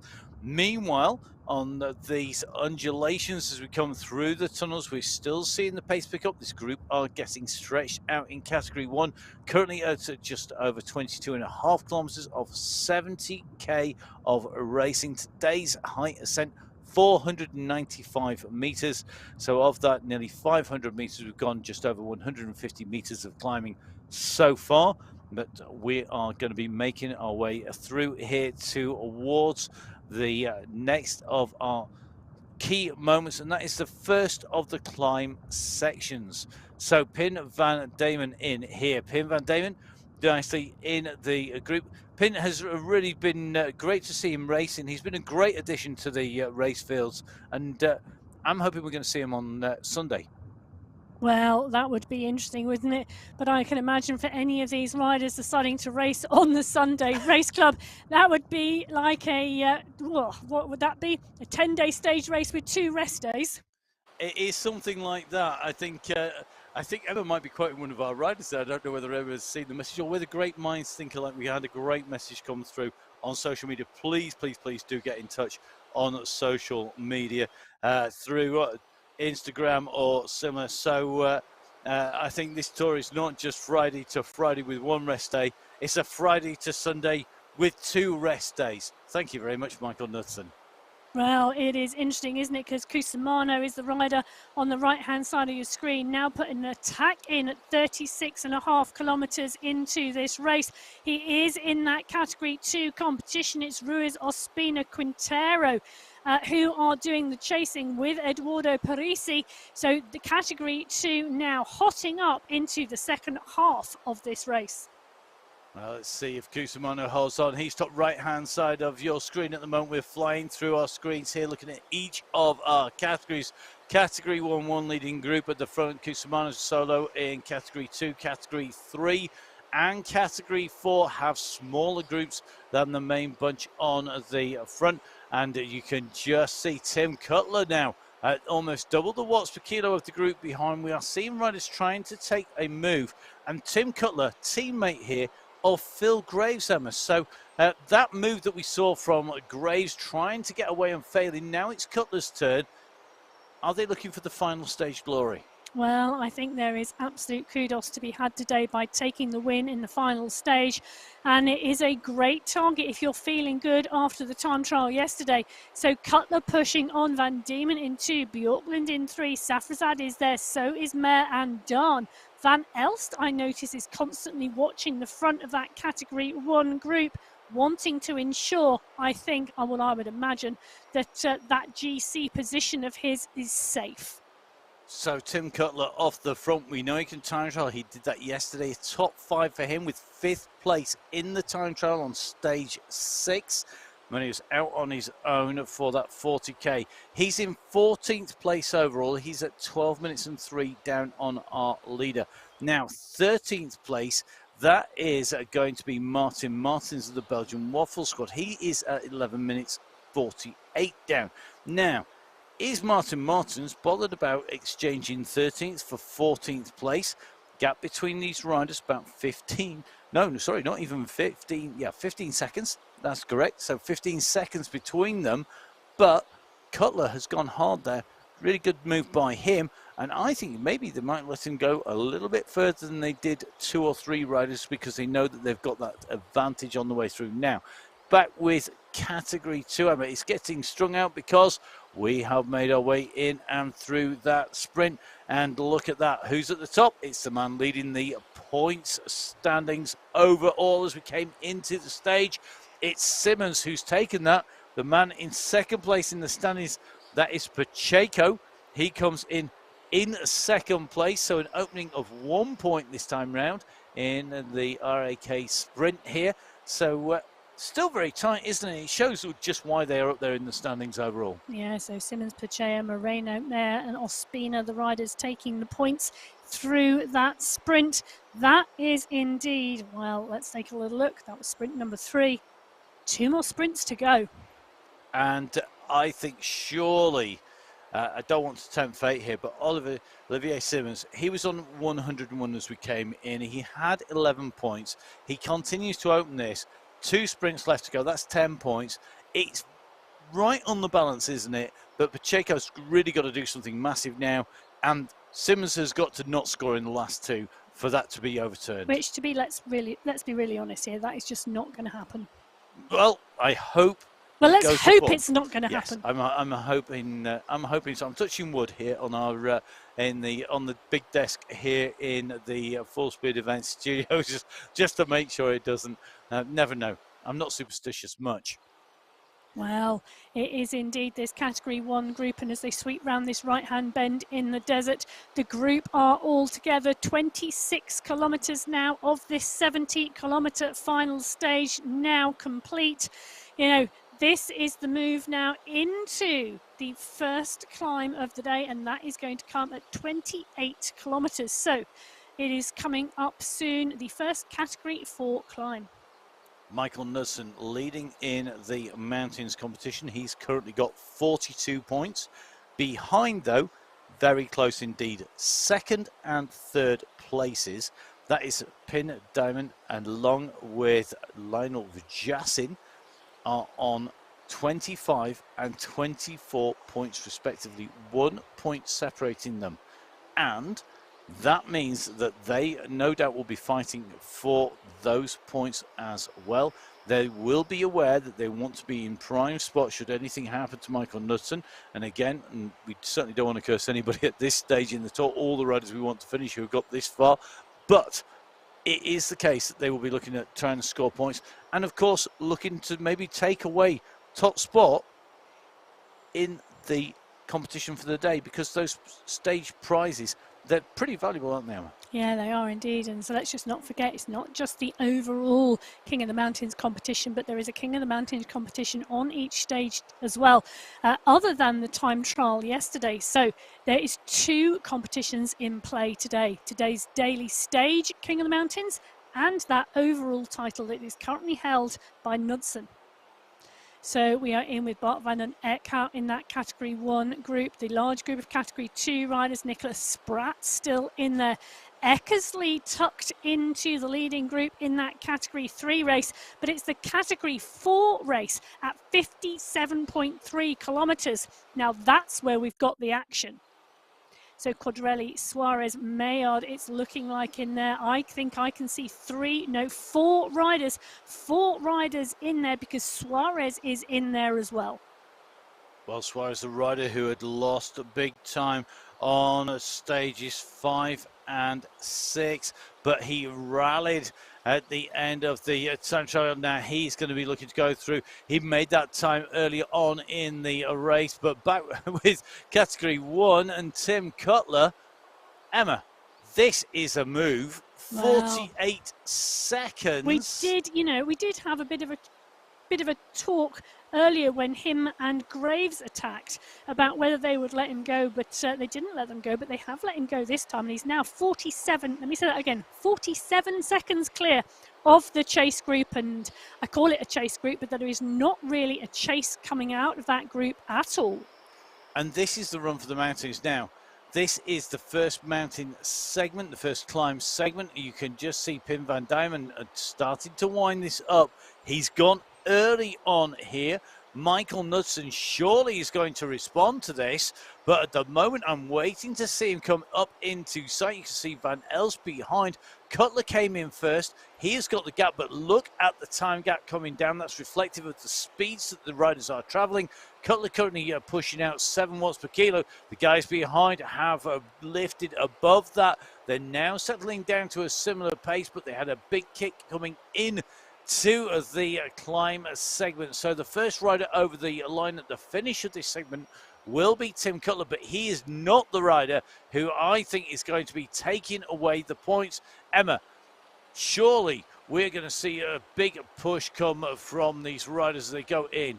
Well, I think we are going to see a push come from these riders, and I think we're seeing Knudsen now start to come through the pack, perhaps doing a bit of a Safrazad, starting out at the rear of the group, working his way through and coming up and over as Cutler goes under the banner. Now, this is where Cutler wants to kick, because this group are contending the climb. They may not be on the hunt for Cutler yet. So if I was Cutler, this is where I would now be putting in a big dig, because I want the group to sit up when they come under that banner. I don't want them to chase me. Well, that could well be a fantastic tactic. Let's see if he's listening at home live to Emma here. Emma, of course, DS as well as experienced racer, coach and manager. Well, here they go over the line. We are going to see, I think, the points being snaffled up by some of the riders not in the overall contention here. And it's all going to be about who came in, I think, as Emma said, last. A good call by Emma. Now, she talks about doing a Safrazad. The man who did a Safrazad is Safrazad as he comes in and through. He takes 5 points. Bjorklund takes 4. Zanaska takes 3. Mr. X100 takes 2. Lionel Woodjassin takes 1. Who are the riders who are missing on here?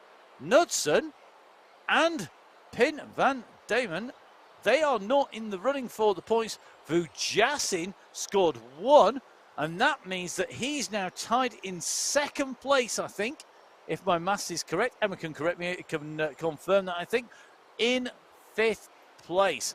Wow. No, actually, that would be second place. There you go. There's a reason why I don't do maths and talking simultaneously. Really good, interesting results. South Africa's are really flying up there. And I think, Emma, you must have been pretty psychic to see you done a bit of a run off the back. Maybe you're just watching the screens better than me. Well, I think him and Sanchez in the women's race absolutely showing us how to sprint on the MyWhoosh platform. Now, let's remember, viewers, it's not all about the biggest watts per kilo. It's about technique, and there is a real technique to riding the MyWhoosh platform. There, you need to learn about momentum. You need to make momentum your best friend, and you need to learn in a sprint how to utilize the draft. Those absolutely being shown to us today by Safrazad and regularly every day by Jenny Sanchez in the women's race. And don't forget, you can catch up with all of the racing. Certainly something a lot of our riders will do is to watch back the footage, watch back the racing, look at the technique, look at what works and what doesn't. And that is true irrespective of your discipline. And it's great to be here putting words to the action on the MyWhoosh Championships. But don't forget, of course, you can catch up with Emma and myself on a multitude of disciplines as well. We have coming up the XC E, That's going to be coming up. That's the mountain bike eliminator. Then I'm going to be calling the action there in the World Cups for the UCI. We've got right the way through to the World Championships, so going to be up there in Glasgow. We're going to be a little bit cooler up there, I suspect, than it is in the UAE here on MyWhoosh. We've got BMX coming out as well, so we've put action to with lots of the action here today, and it's absolutely a pleasure to do so. Make sure you give us a follow. It's at Biking Emma and at Matt Fix Pain to catch up with what we get up to, including riding the bike, which we have said we are going to get out on the day between the end of the championship and the Sunday Race Club, which is coming up. Tomorrow is bike day. Sunday is Sunday Race Club. Sunday is Sunday Race Club. When else could it be, I guess? And here we go, Sunday Race Club. So please join us. Jump on your bike. Watch on a screen. Tune into the YouTube channel. It's May the 7th. We are back at our usual time for the men's and the women's races. The women coming up first, followed by the men. The women coming to you at 7:45 in the morning GMT. It's 9:40 GMT for the men. Emma and I will be on both of those.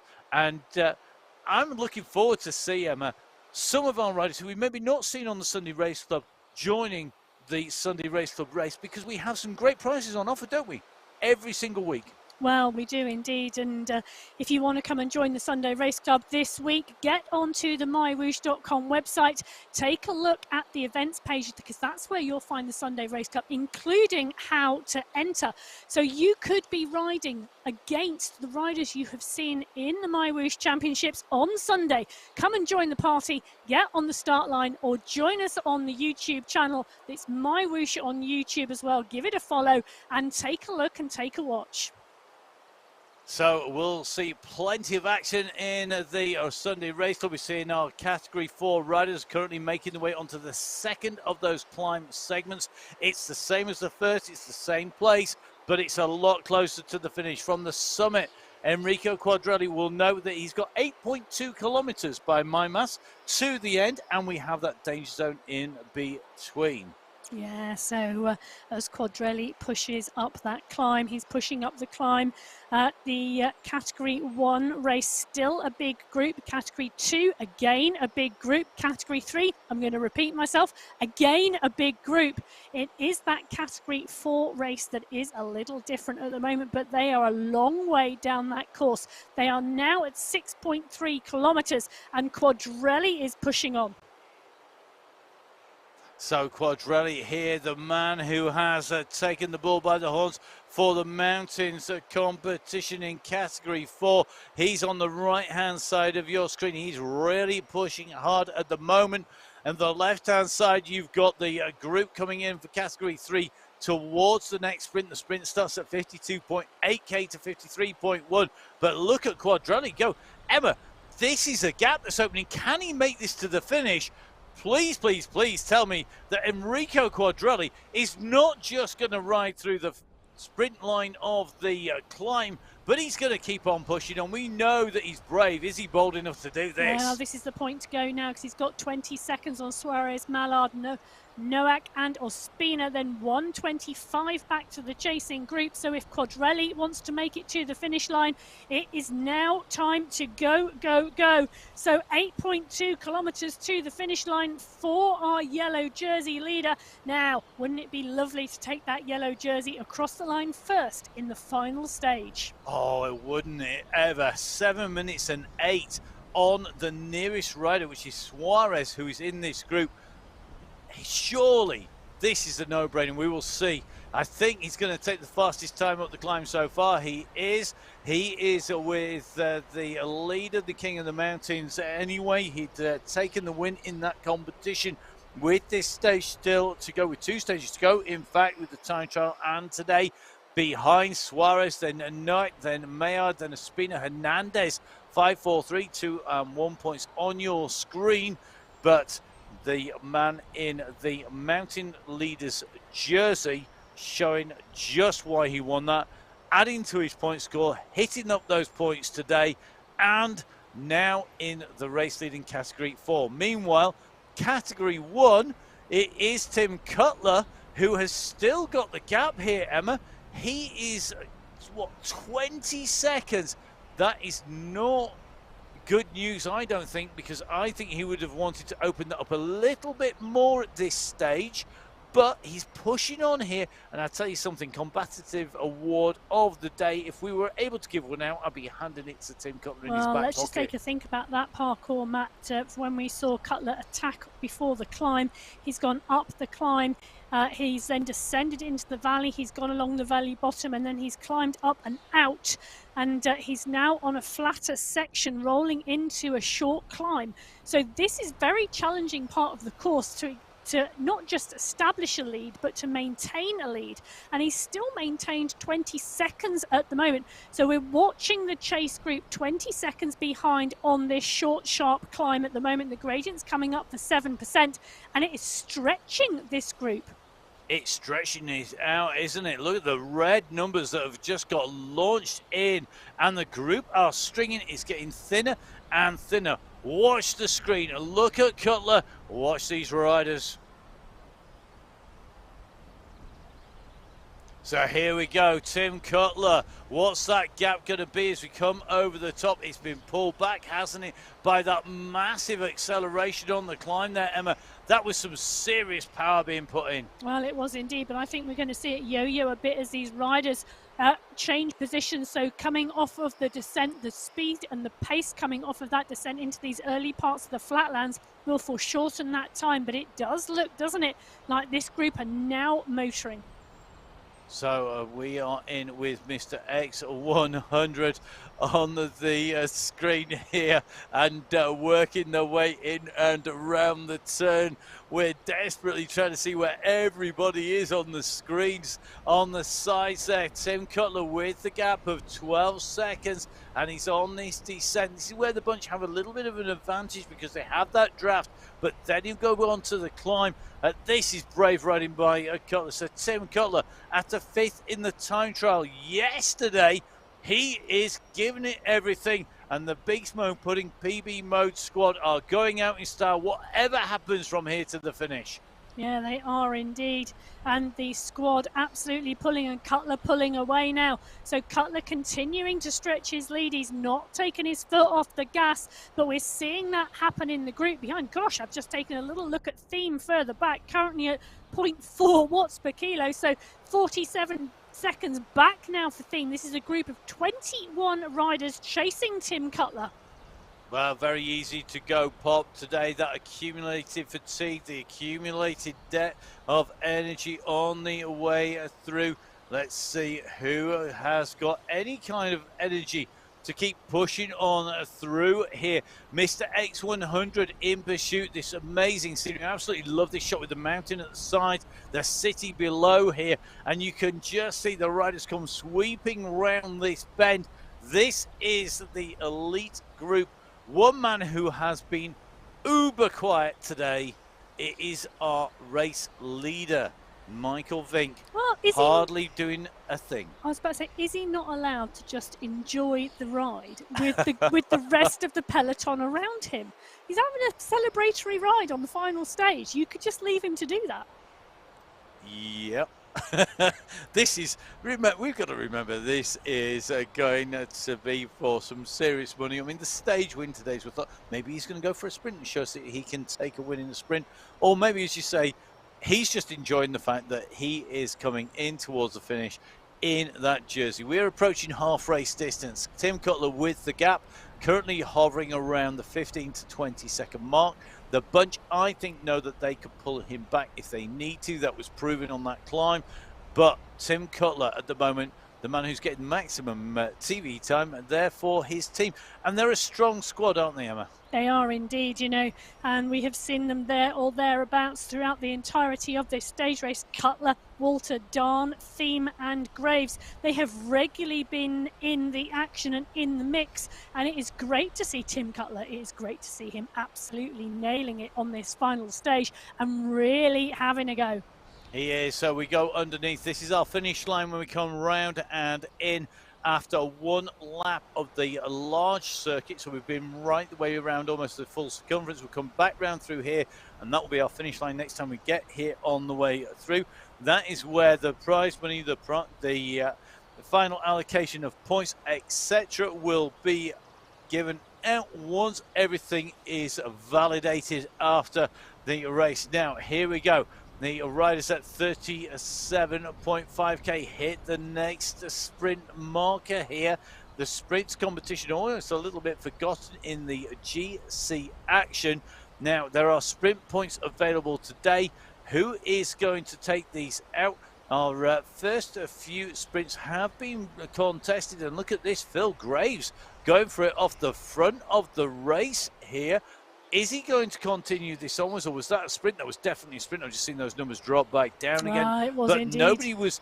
Do you know what? I think they thought he was going to go over the top there. Well, I don't think he would, because why on earth would he be chasing his teammate down? So Graves currently, and I'm going to use the word currently, setting the fastest time through that sprint there in 2, Knudsen in 3, Van Elst in 4, and Vujasin in 5. But Cain and Fawcett not in yet, because they are a long way down on this peloton. They are indeed two big hitters still to come. That is Burt Cain. Fan club is now approaching the size of that of Ross Fawcett. Well, it's interesting, isn't it, that Safrazad didn't contend that after Safrazad picking up points in the earlier sprint.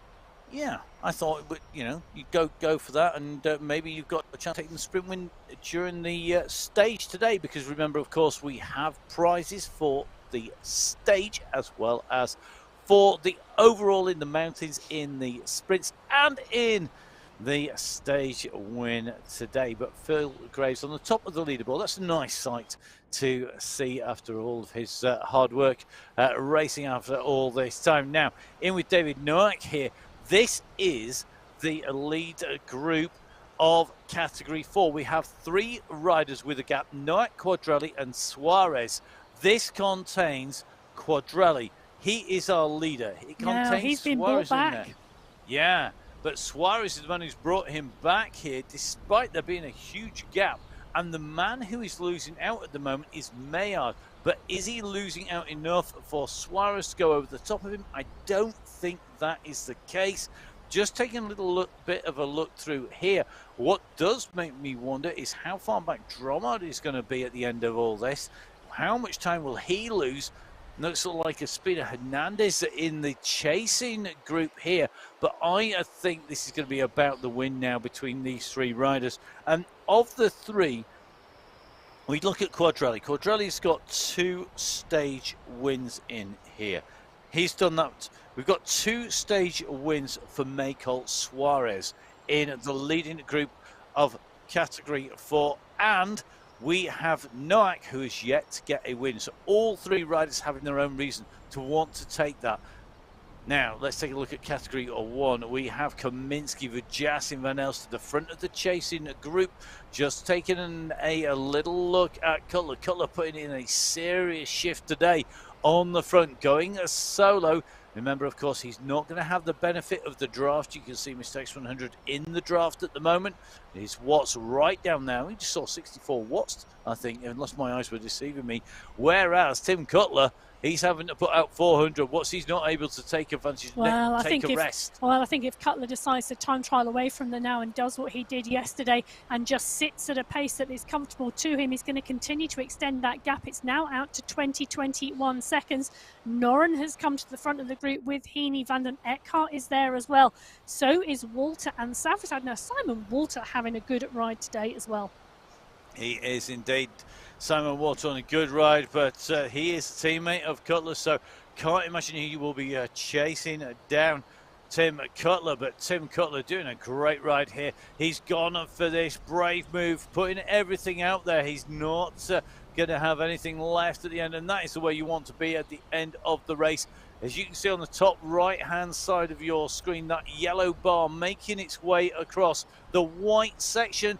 That is all that we have left here on the MyWhoosh Championships on this stage. Overall, if we were to put that bar out for the whole race distance, it'd be going on to the other room, the other side of the studios here, because it's been a long old day kilometre after kilometre coming through. And Emma, I've got to say, these guys have done an amazing job racing for so long. And we're seeing that. We've seen Tim Cutler in the lead in Category 1.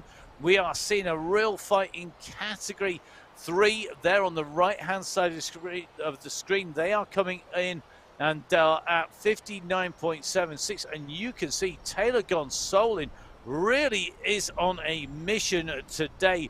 So Gonsolin is who is leading this out in towards the climb in Category 3. And I tell you, he is on a mission now. He is chasing hard. We've got Michael Phillips in the leading group here. We've got Gonsolin, we've got Camel Canth, Quadrelli. Really is a battle. And they know that they have not got too far to go.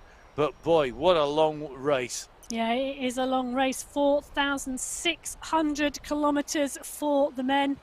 Or should I say? No, please 460. 460. Don't tell me I was it's 4,000. just checking you out. That's meters. 4,600 meters. There you go. Ow. Got to be 40,000 meters. Ladies and gentlemen, never follow me for maths. No, ladies and gentlemen, it is day 8 of the MyWhoosh Championships, and the mathematics and the brain function in the commentary box is causing us problems. As the coffee goes down, Gonsolin is the rider on the front of this Category 3 pack, continuing to move on.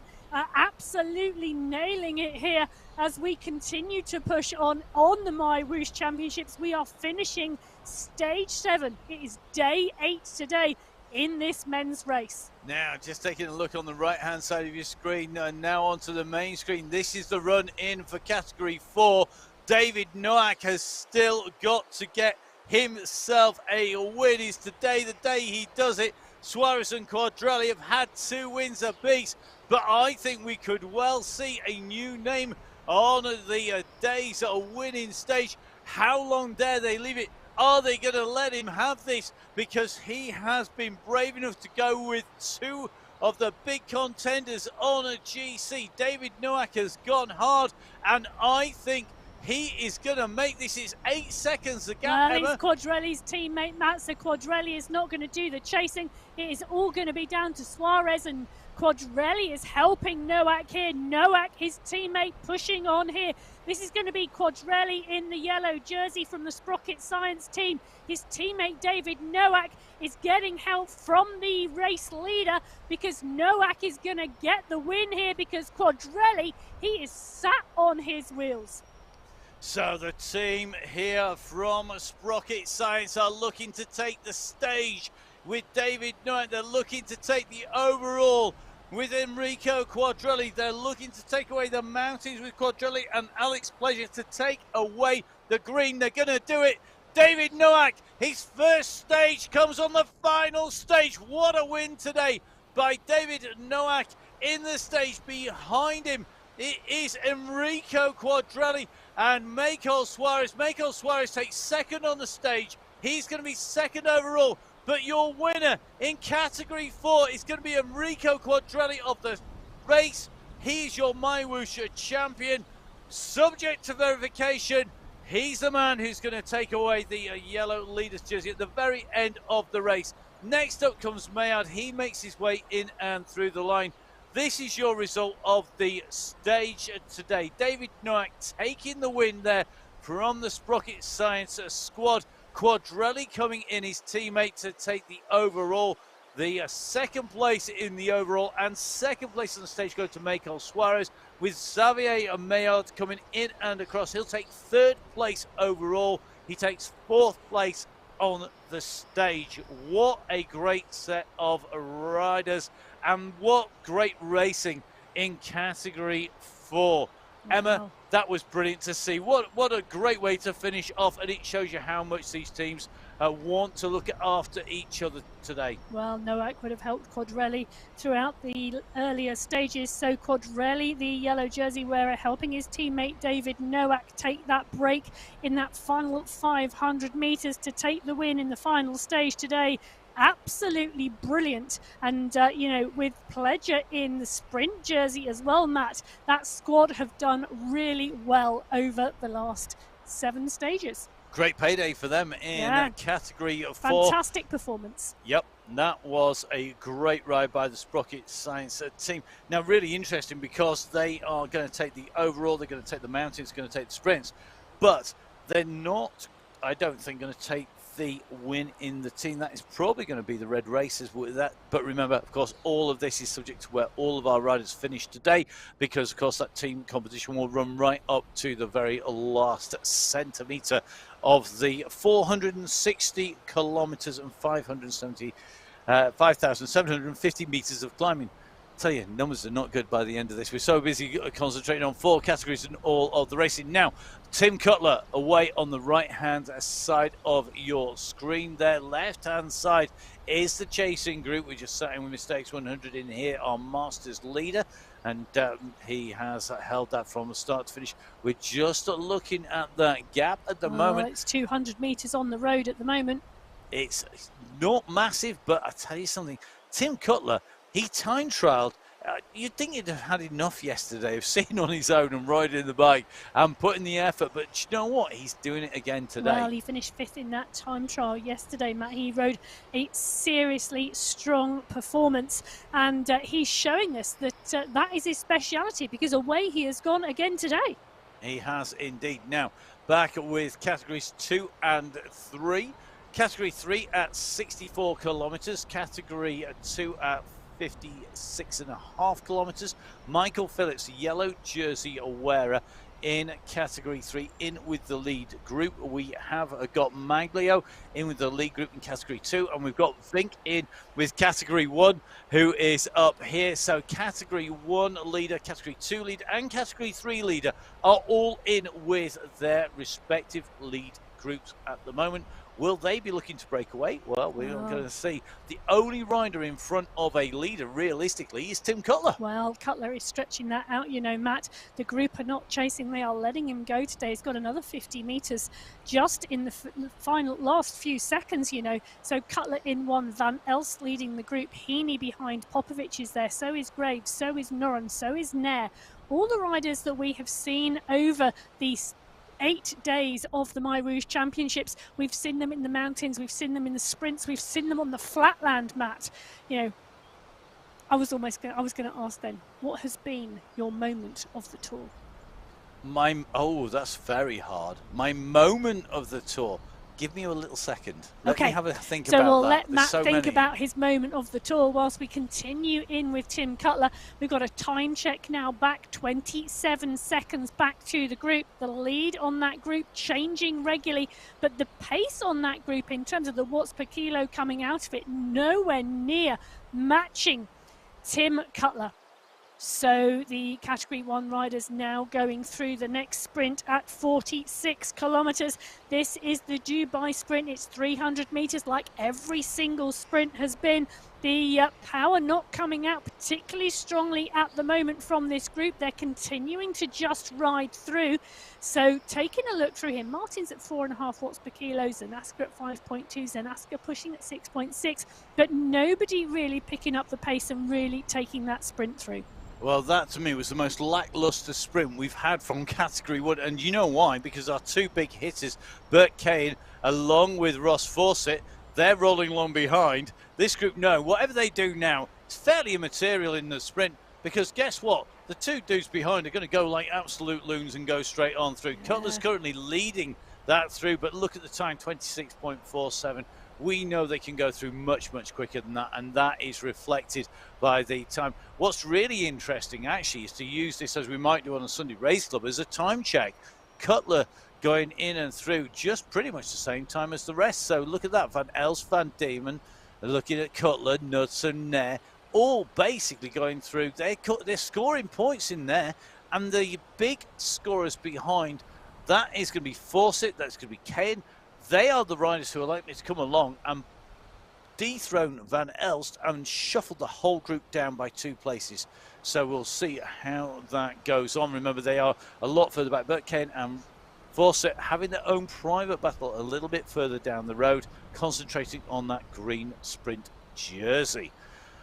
Okay, And we are at 47.3k to go. What has been my moment of the race? Okay, I might be able to narrow it down to two, men's and women's, because I think they have both been equally as exciting and had their own moments. For me, in terms of moments, I have to say I have loved coming to the end of the time trial and seeing it be instrumental. I've loved that time trial being instrumental, but it's the finish, certainly the best moment, the best place for me, the finish of the Epic Mountains stage.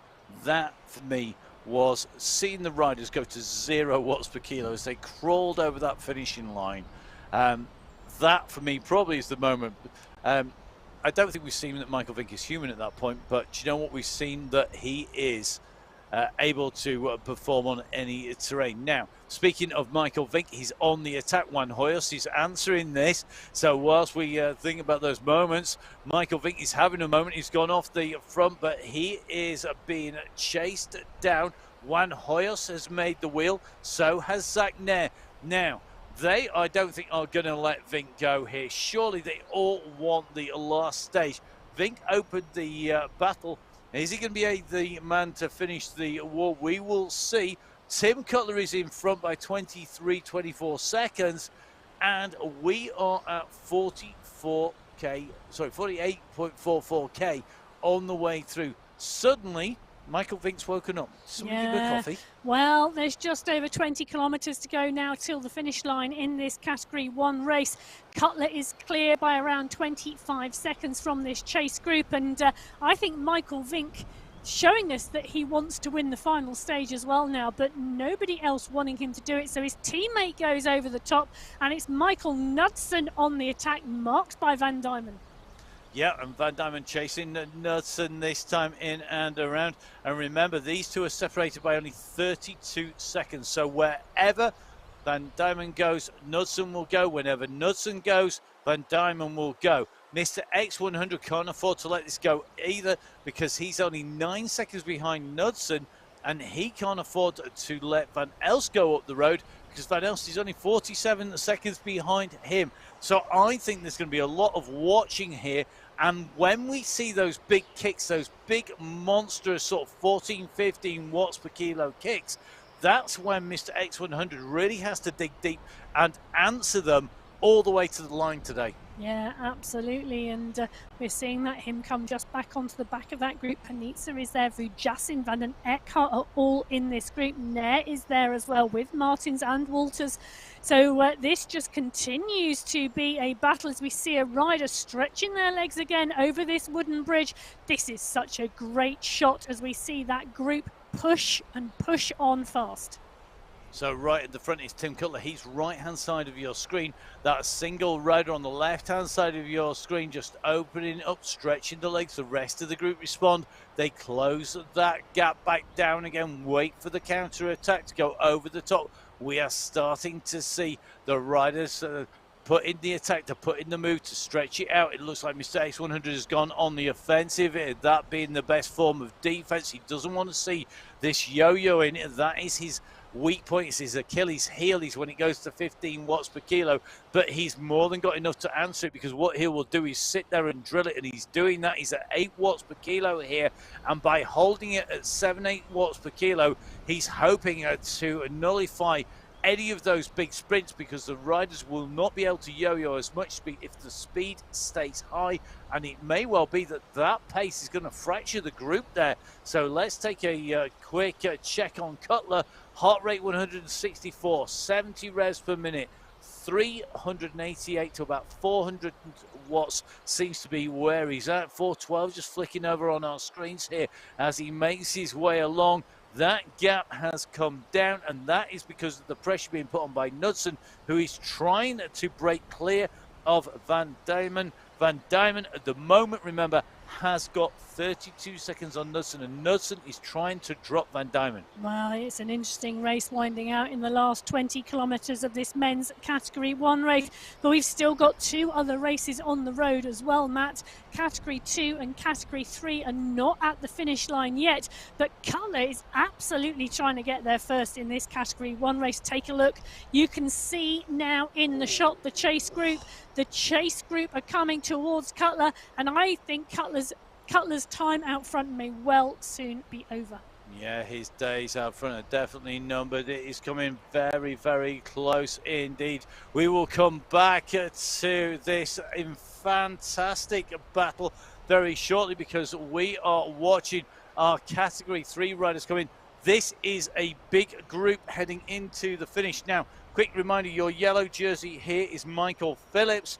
The nearest rider to him is Quadrelli. Quadrelli also in this group, but you can just see everybody wants to win here. We are now at 800 meters, now 750 meters to go, and Julio Orrego has started early. He's got the watts per kilo ramped right up. He's kicking out 500 plus watts here at peak, and this at the moment is his move. He's gone for a long one. He's hoped to catch some napping. He's going to come into this left-hand turn in front, Emma. The rest of this group, they may have looked at each other for too long. Phillips has nothing left to prove. He's going to come in that jersey. Quadrelli is not going to take it off him at this stage. 20 seconds are not going to be taken. Quadrelli to Hedina, they were sitting at 3 seconds, so those two are going to be marking each other out as well. They won't want to let that go. Now Quadrelli goes over the top. He's trying to push. He needs 3 seconds on Hedina.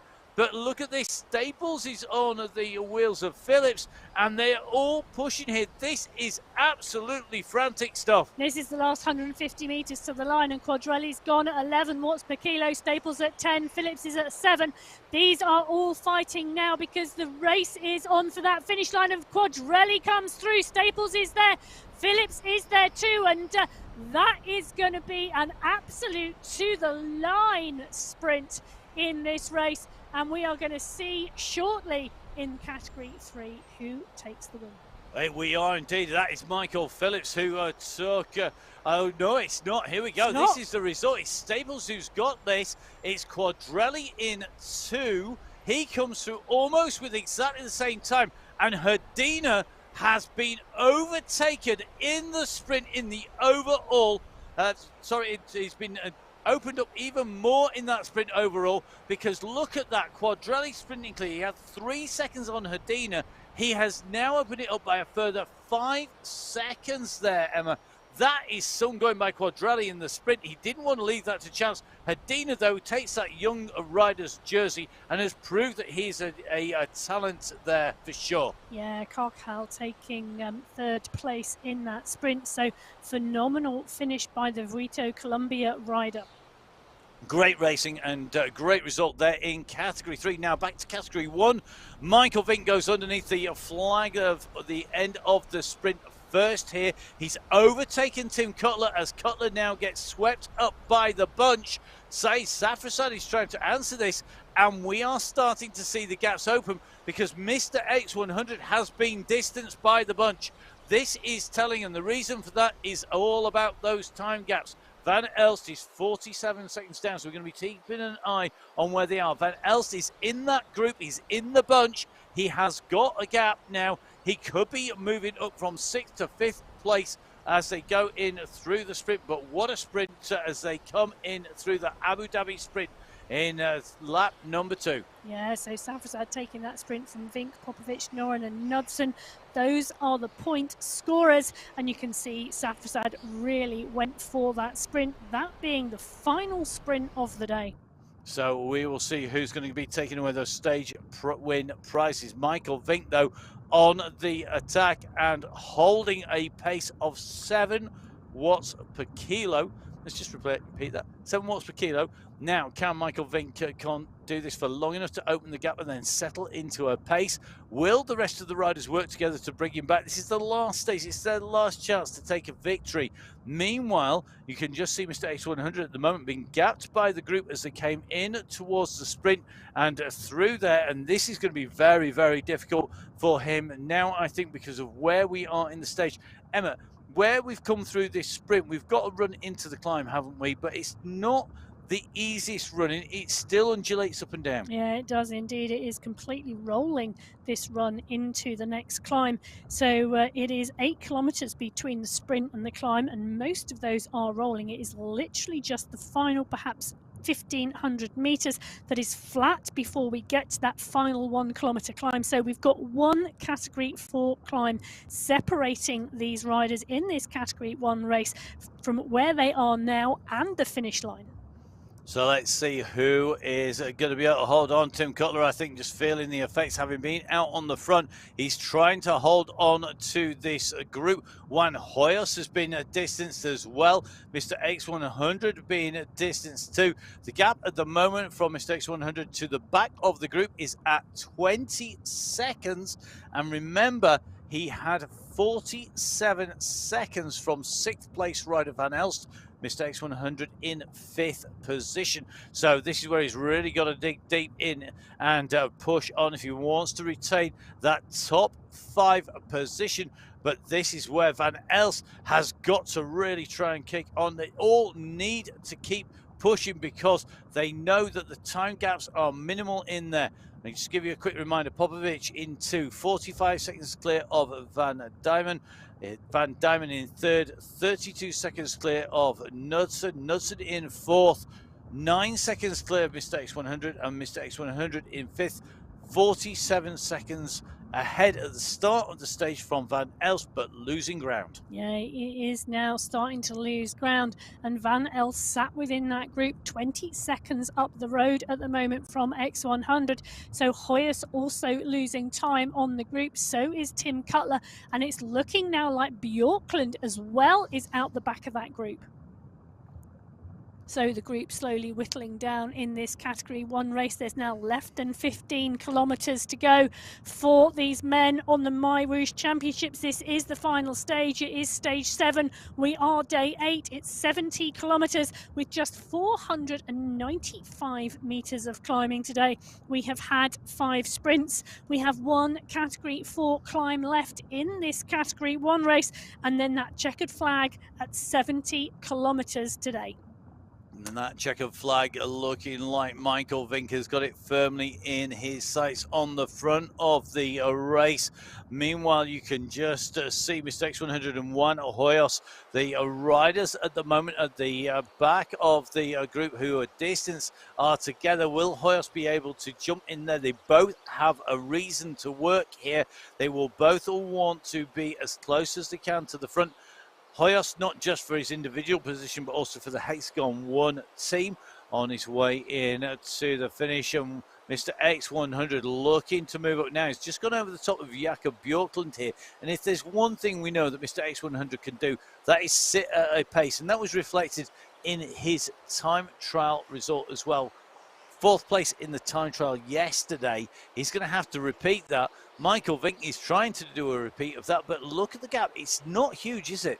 No, so still only 5 seconds back to the group, currently being led by Zanaska with Graves, Noren, Mel, Panizza all in there. So is Vanden Eckhart and Kaminski. So this is still not over yet. So even though Vink is pushing on here, it's only a 5-second gap. You know, looking at this, there's still, what is that?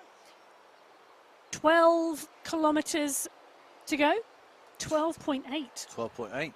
Indeed, so not all that far to go. The key numbers in Michael Vink's head, I'm sure, are 10 kilometers and 5K to go. They're always the ones that people remember, but we have got 8.2 from the top of the climb to the finish, and pretty much the last 10K contains our segment of the final climbing segment, then a big descent and rise, and then the run to the finish. And these riders have done this already once today, so they should know what they have in store. So 3 chasing riders behind. They're 25 seconds down now on the back of that group. There's Mr. X100, Tim Cutler, and Juan Hoyos, Bjorklund, Van Haren, and Theme behind. And they are going to want to jump in and try and stay together with Mr. X100, who has the reputation of being able to get back into the group. He has chased before. We've seen him do that. We've seen him tow his teammates back into contention, and he's now got to really push on. Meanwhile, his teammate Michael Vink, well, he needs no help, I don't think. Michael Vink is such a professional. He'll have known how long he can go, how hard and how far. Now let's take a jump across Category 1. Currently Vink clear at the front, chasing group behind. Mr. X100, one of our top 5 contenders, chasing. This is Category 2 coming in to the finish. So Category 2, the positions overall: Maglio from Spratt, from Duque, from Mayer, from Howeiler. The gaps: 146 between first and second place, 23 seconds between second and third, 131 between third and fourth, and 2 minutes 23 between fourth and fifth. All of the contenders in the top 5 in this group. Yeah. So this is going to be very, very telling. Duke, the rider, I think, who may well find that he is in trouble. We're just going to have a double check. He's in here, no, so he's not struggling with that either.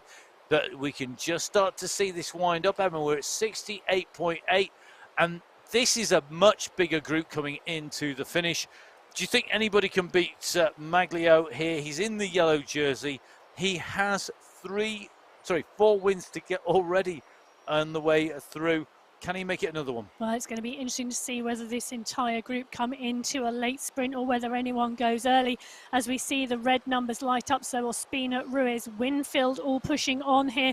Howeiler at the front of this group as Lewis comes past. Duke is also pushing, so is Spratt and Bjarhead. They've got 800 meters to go until they see the banner, and they are winding this up now. This group's starting to stretch as they swing around this left-hand corner. Cam Winfield comes to the front, Bjarhead, Ospino, Giuliano, all in this line out.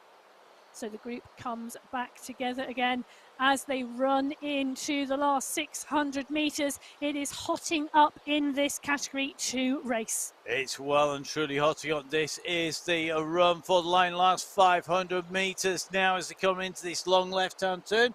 They're going to make their way in to the finish. This is the run. They need to make sure they got this right. It's winding up, and now we are at what is going to be 300 meters to go. When are they going to kick, Emma?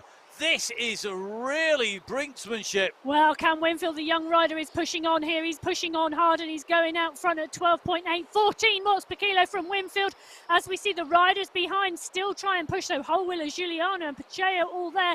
Massive kick coming from Pacheco. Bjarhead going too. They're all going for this, but Winfield is going to take the win. Oh, he's not. He's going to come over the top, and that is going to be a tyre width in that Category 2 race. What a sprint finish. There was nothing in that. We were saying it's Winfield for the win. Has he got it? He's got it! Wow, what a finish! By 0.333 of a second. What a win. The cyclist rider there, Cam Winfield, the young rider, the man who's got that youth rider's jersey. He takes the win. Duque coming through with Pacheco behind him.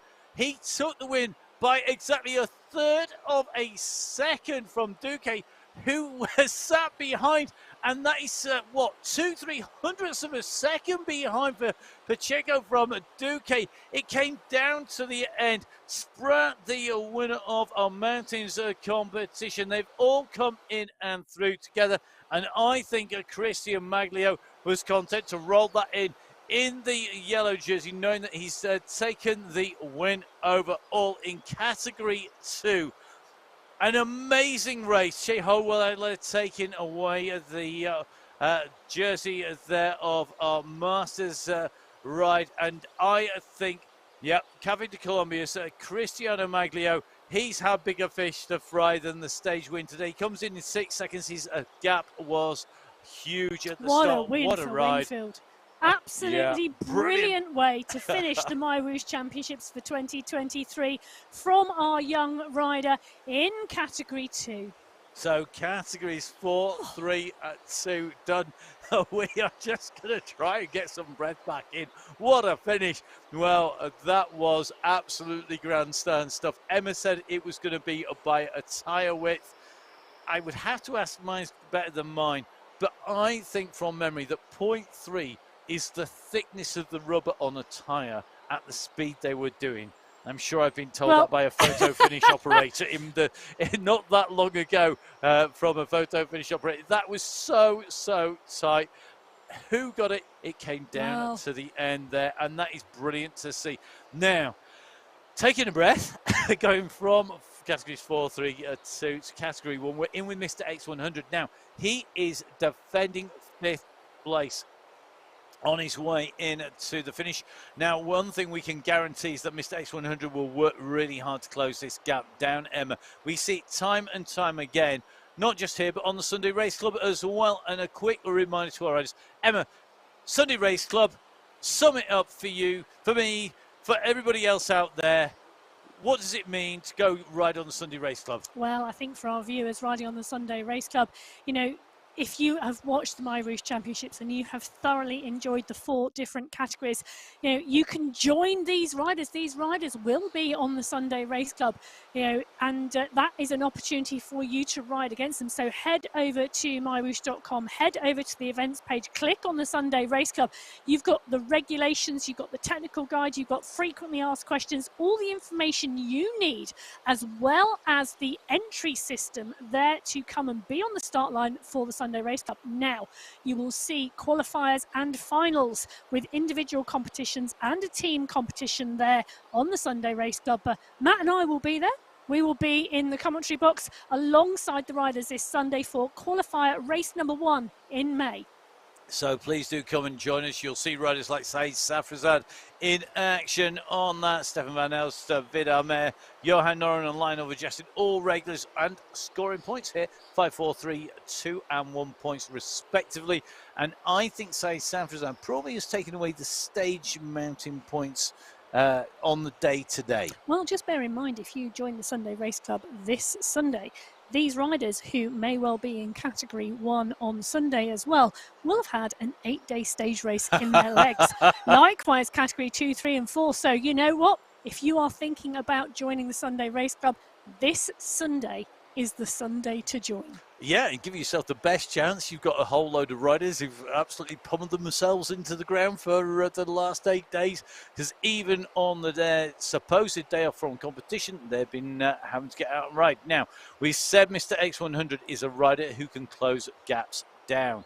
Pablo Popovic is sitting at the back of the group, just rolling around now, and the rider who is behind this group and closing them down, no prizes for guessing, it's Mr. X100. He's closing down at the back. This group are not, I think, going after Michael Vink enough to close him down. He is still off the front, but the gap is coming down behind, and this will bring him up there in that standings. Remember, this is a 5th place he's defending. If I was Stefan Van Elst, I would be absolutely nailing the front of this, because there is a chance that you could put Mr. X100 in trouble. Remember, he doesn't need much. He only needed 47 seconds. So Van Elst, if he had drilled this with Kaminsky, Eckhout, Martins, Justin, those sort of riders, he would have been able to push up there. Well, and that would have surely been to their benefit by pushing up in that top 5. Teammates there, but, you know, let's be honest, the UAE clan team, X100's teammates are also in that group, but Van Elst does have help around him. There is just over 5 kilometres to go now, so there is still time, but X100 doing a superb job of coming back to this group. He is indeed, and I think this really is a testament to his ability to sit at a pace, to not give up, to not, you know, his head doesn't go down, his shoulders don't droop, he just goes, right, time to go. Absolute resilience. Yeah, brilliant to see, and really does show you that the race is not over until you get to that line.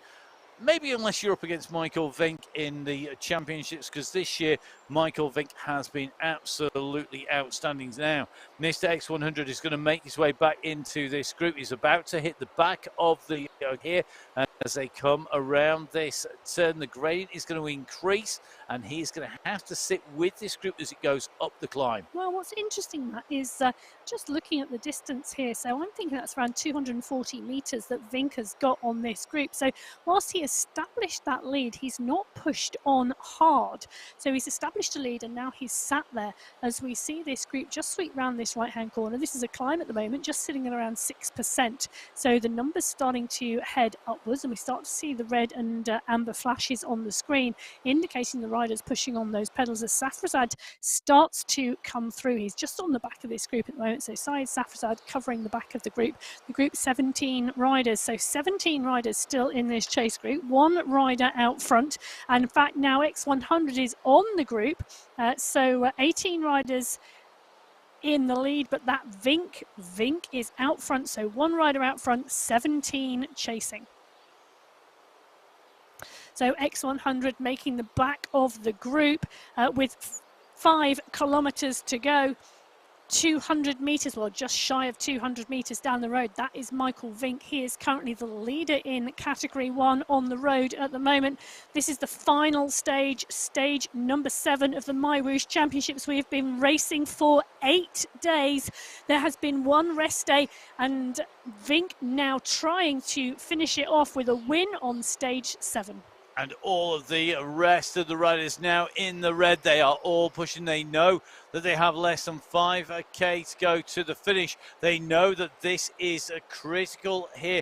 They are really ramping this up. And I've got to say, Emma, if they can make this count on this big flat plateau that goes into the last sort of bump, we then have the run for the line.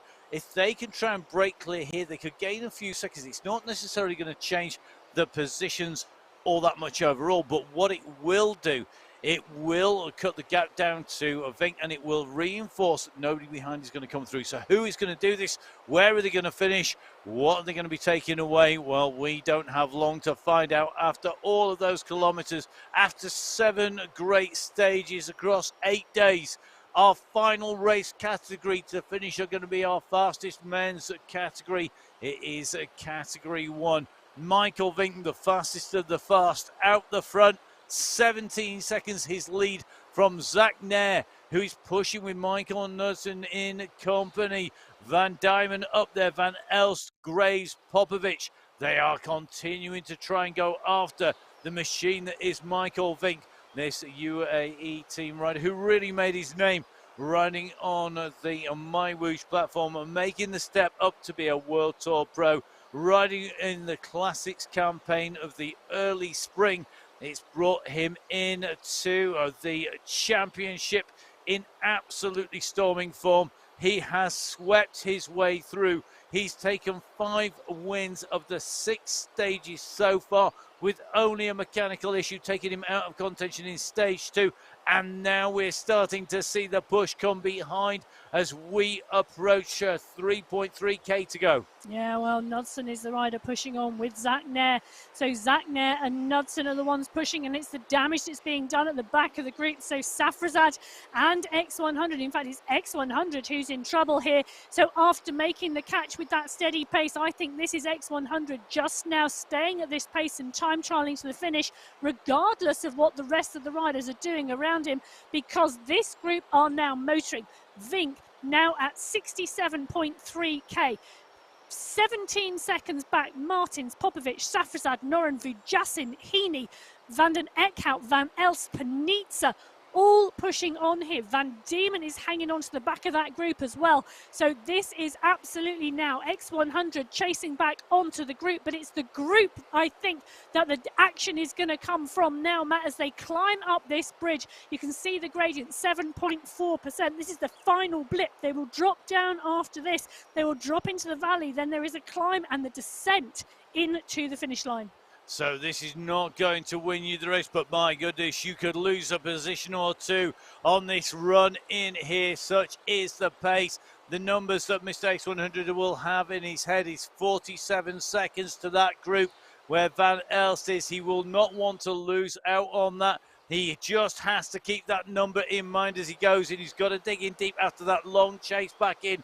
Michael Vink, though, time trialing his way in towards the last 2 kilometers here, has got 6 seconds. 6 seconds from the riders behind. Kaminsky, Mayer and Heaney are the riders in pursuit. And this is the danger now. We've got Vink out in the lead, 8 seconds back, but it's the chase and the race behind that is going to cause problems for Vink, because as these riders start attacking each other, they are going to draw him back in the latter stages. Now Vink, interesting to see, just upped his watts per kilo. He's gone into the last 1,800 metres of this race. He's put the power down on the pedals to try and stay away, but the race is coming thick and hard from behind. Van Diemen is the rider pushing on. Safrazad is there, so is Noren, Nair, Heaney, Knudsen, Van Elst. They are all in the mix and they are fighting for this race. They are indeed. That red bandana of Pim Van Diemen up on the front again of that chasing group. Michael Vink leading this out at the front. The man in 5th position overall, trying to hold a top 5 in 600 on the left there, but this is Michael Vink. He's got 10 seconds at the moment because the pace has suddenly come back off at the front of this group. They just realise they've not broken each other completely. They know that they're in the last 2K. Michael Vink is not paying them any attention at all. He's not looking back. He won't worry about what's happened to anybody for the next few kilometres, because on his way in, he has got what is less than 1K to go. 900 metres for Vink. Van Diemen again leading. He's got the red bandana with the white socks and shoes right at the front of this race. Phil Graves is in there with that yellow and white aero helmet. Pablo Popovic with the black. They are really trying to push here and trying to break people. Nobody wants to lose their position. There are matters of seconds separating people on the way through. 9 seconds from Nussen to 6,100, and Johan Noren now starting to wind up on the front of the group. He's gone for this, and he's gone early. Can Noren get away? He's gone for this very early indeed. He's on 600 metres to go. It's 300 metres for Michael Vink round the corner. Yeah, so Vink heads around the corner. He's going to see the finish banner very, very shortly as Noren is doing the chasing hard behind. Noren's got a 3-second gap now on Mayer and Martin. Safrazad is there too, and Graves. Can Noren stay clear too? Michael Vink on his way in on the left, comes onto our main screen here. It is the man who has swept all before him from the UAE clan team. It is Michael Vink, who is going to take the championship for 2023. They are coming thick and fast behind. Van den Eekhout's kicking at 15 watts per kilo. Kaminsky is in there as well. So is Van Elst, 12. Martin's at 8. They are absolutely going for it. And Van den Eekhout, I think, is going to take that from Kaminsky. But we're going to see those results come up on the screens very quickly to see who has picked up the top 5 in that stage today. We are indeed, and we are going to see those time gaps because there were gaps in that group. There were some substantial seconds gained by that massive sprint that was instigated by Noren, and everybody chasing now. Mr. X100 comes through. He's your Masters winner as he makes his way in and through the line. So Van Elst came in at 13 seconds, 13.57 down on our leader as they came in and through the line. So it's Michael Vink in 1, Van den Eekhout in 2, Van Elst in 3, Kaminsky in 4, Martins in 5. The Belgian Waffle Squad packing out 2nd to 5th on that stage finish. What a way for that team to finish off the race. Absolutely. Great to see. Yeah, Safrazad in 6th from the Sticky Bun Club. Graves then coming in 7th. Heaney in 8th. Knudsen in 9th. Van Diemen in 10th. Popovic 11. Then Noren, Vujasin, Nair, Mel. And X100 in 16th position. So the time gaps, so the top 5, I'm looking at those time gaps between them, and I cannot see a time gap that will change at least the top 6, if not 7 positions, which will mean, subject to confirmation and subject to verification, that Vink will take top spot. Popovic 2, Van Diemen in 3. It's going to be Knudsen in 4. It's going to be Mr. X100 in 5. It's going to be Van Elst in 6. It's going to be Mayer in 7. 8th place, though, that may well change because we saw SS in trouble very early on. Now, just dropping back with Tim Cutler and Juan Hoyos at the moment, coming in towards the finish. A big kudos. Brave move by Tim Cutler as he made his way in to the finish. He has taken a bit of a packet, and I'm not surprised. That was a long breakaway solo up against the best riders in the world. Absolutely class riding by Tim Cutler today, and deserving a higher finish than he's going to get, but absolutely kudos to Cutler for making that breakaway. And Juan Hoyos with him, a man who has got an explosive sprint. We expect him to take the run for the line, but it depends what they've got left after what has been an astounding 7 stages. We've seen the mountains, we've seen the flatland, we've had a time trial, we've had epic mountain stages, and it's going to come down to what these riders have done on this last stage for the running. Tim Cutler is going to come through. He is going to take that position from Juan Hoyos as our riders continue to come through in all 4 categories. So a fantastic race today from our riders across all of our race categories, really summing up what a fantastic MyWhoosh Championship we have had across category 4, 3, 2 and 1. Today's stage taken by the yellow jersey wearer, extending his lead here. That is Michael Vick. Emma, your reflections, please, on not today's racing, but on the whole of the series and the whole of the championships. Well, the championships has been absolutely amazing. It's been really exciting racing. We've had great demonstrations of technique on the MyWhoosh platform, and we've had absolutely eyeballs out racing, and it has been very, very close in some of our categories. So I think for me, the big thing here, we've had 7 stages. We've done something very, very different here on the MyWhoosh Championships with the overall classifications. And you know what? We've had some great racing, and I hope everybody has enjoyed watching. I know our riders, I hope they feel that they've accomplished something today and across the last stage, and they've somewhere along the lines enjoyed it. Please do join us for the Sunday Race Club. Please make sure you give us a follow at MyWhoosh. Emma, where can we find you online? You can find me at Biking Emma on Instagram. Please do get in touch. And you can catch me at Matt Fixer Pain online. From all of the team, a massive thank you to everybody who's made this happen, to everybody who has watched, to everybody who has raced. I'm going to say a massive thank you to Emma joining me in the men's race. I've joined her for the women's race. Do watch it again. Thank you very much. From Emma, from me, from the entire team. Stay safe. We'll see you again. Bye-bye.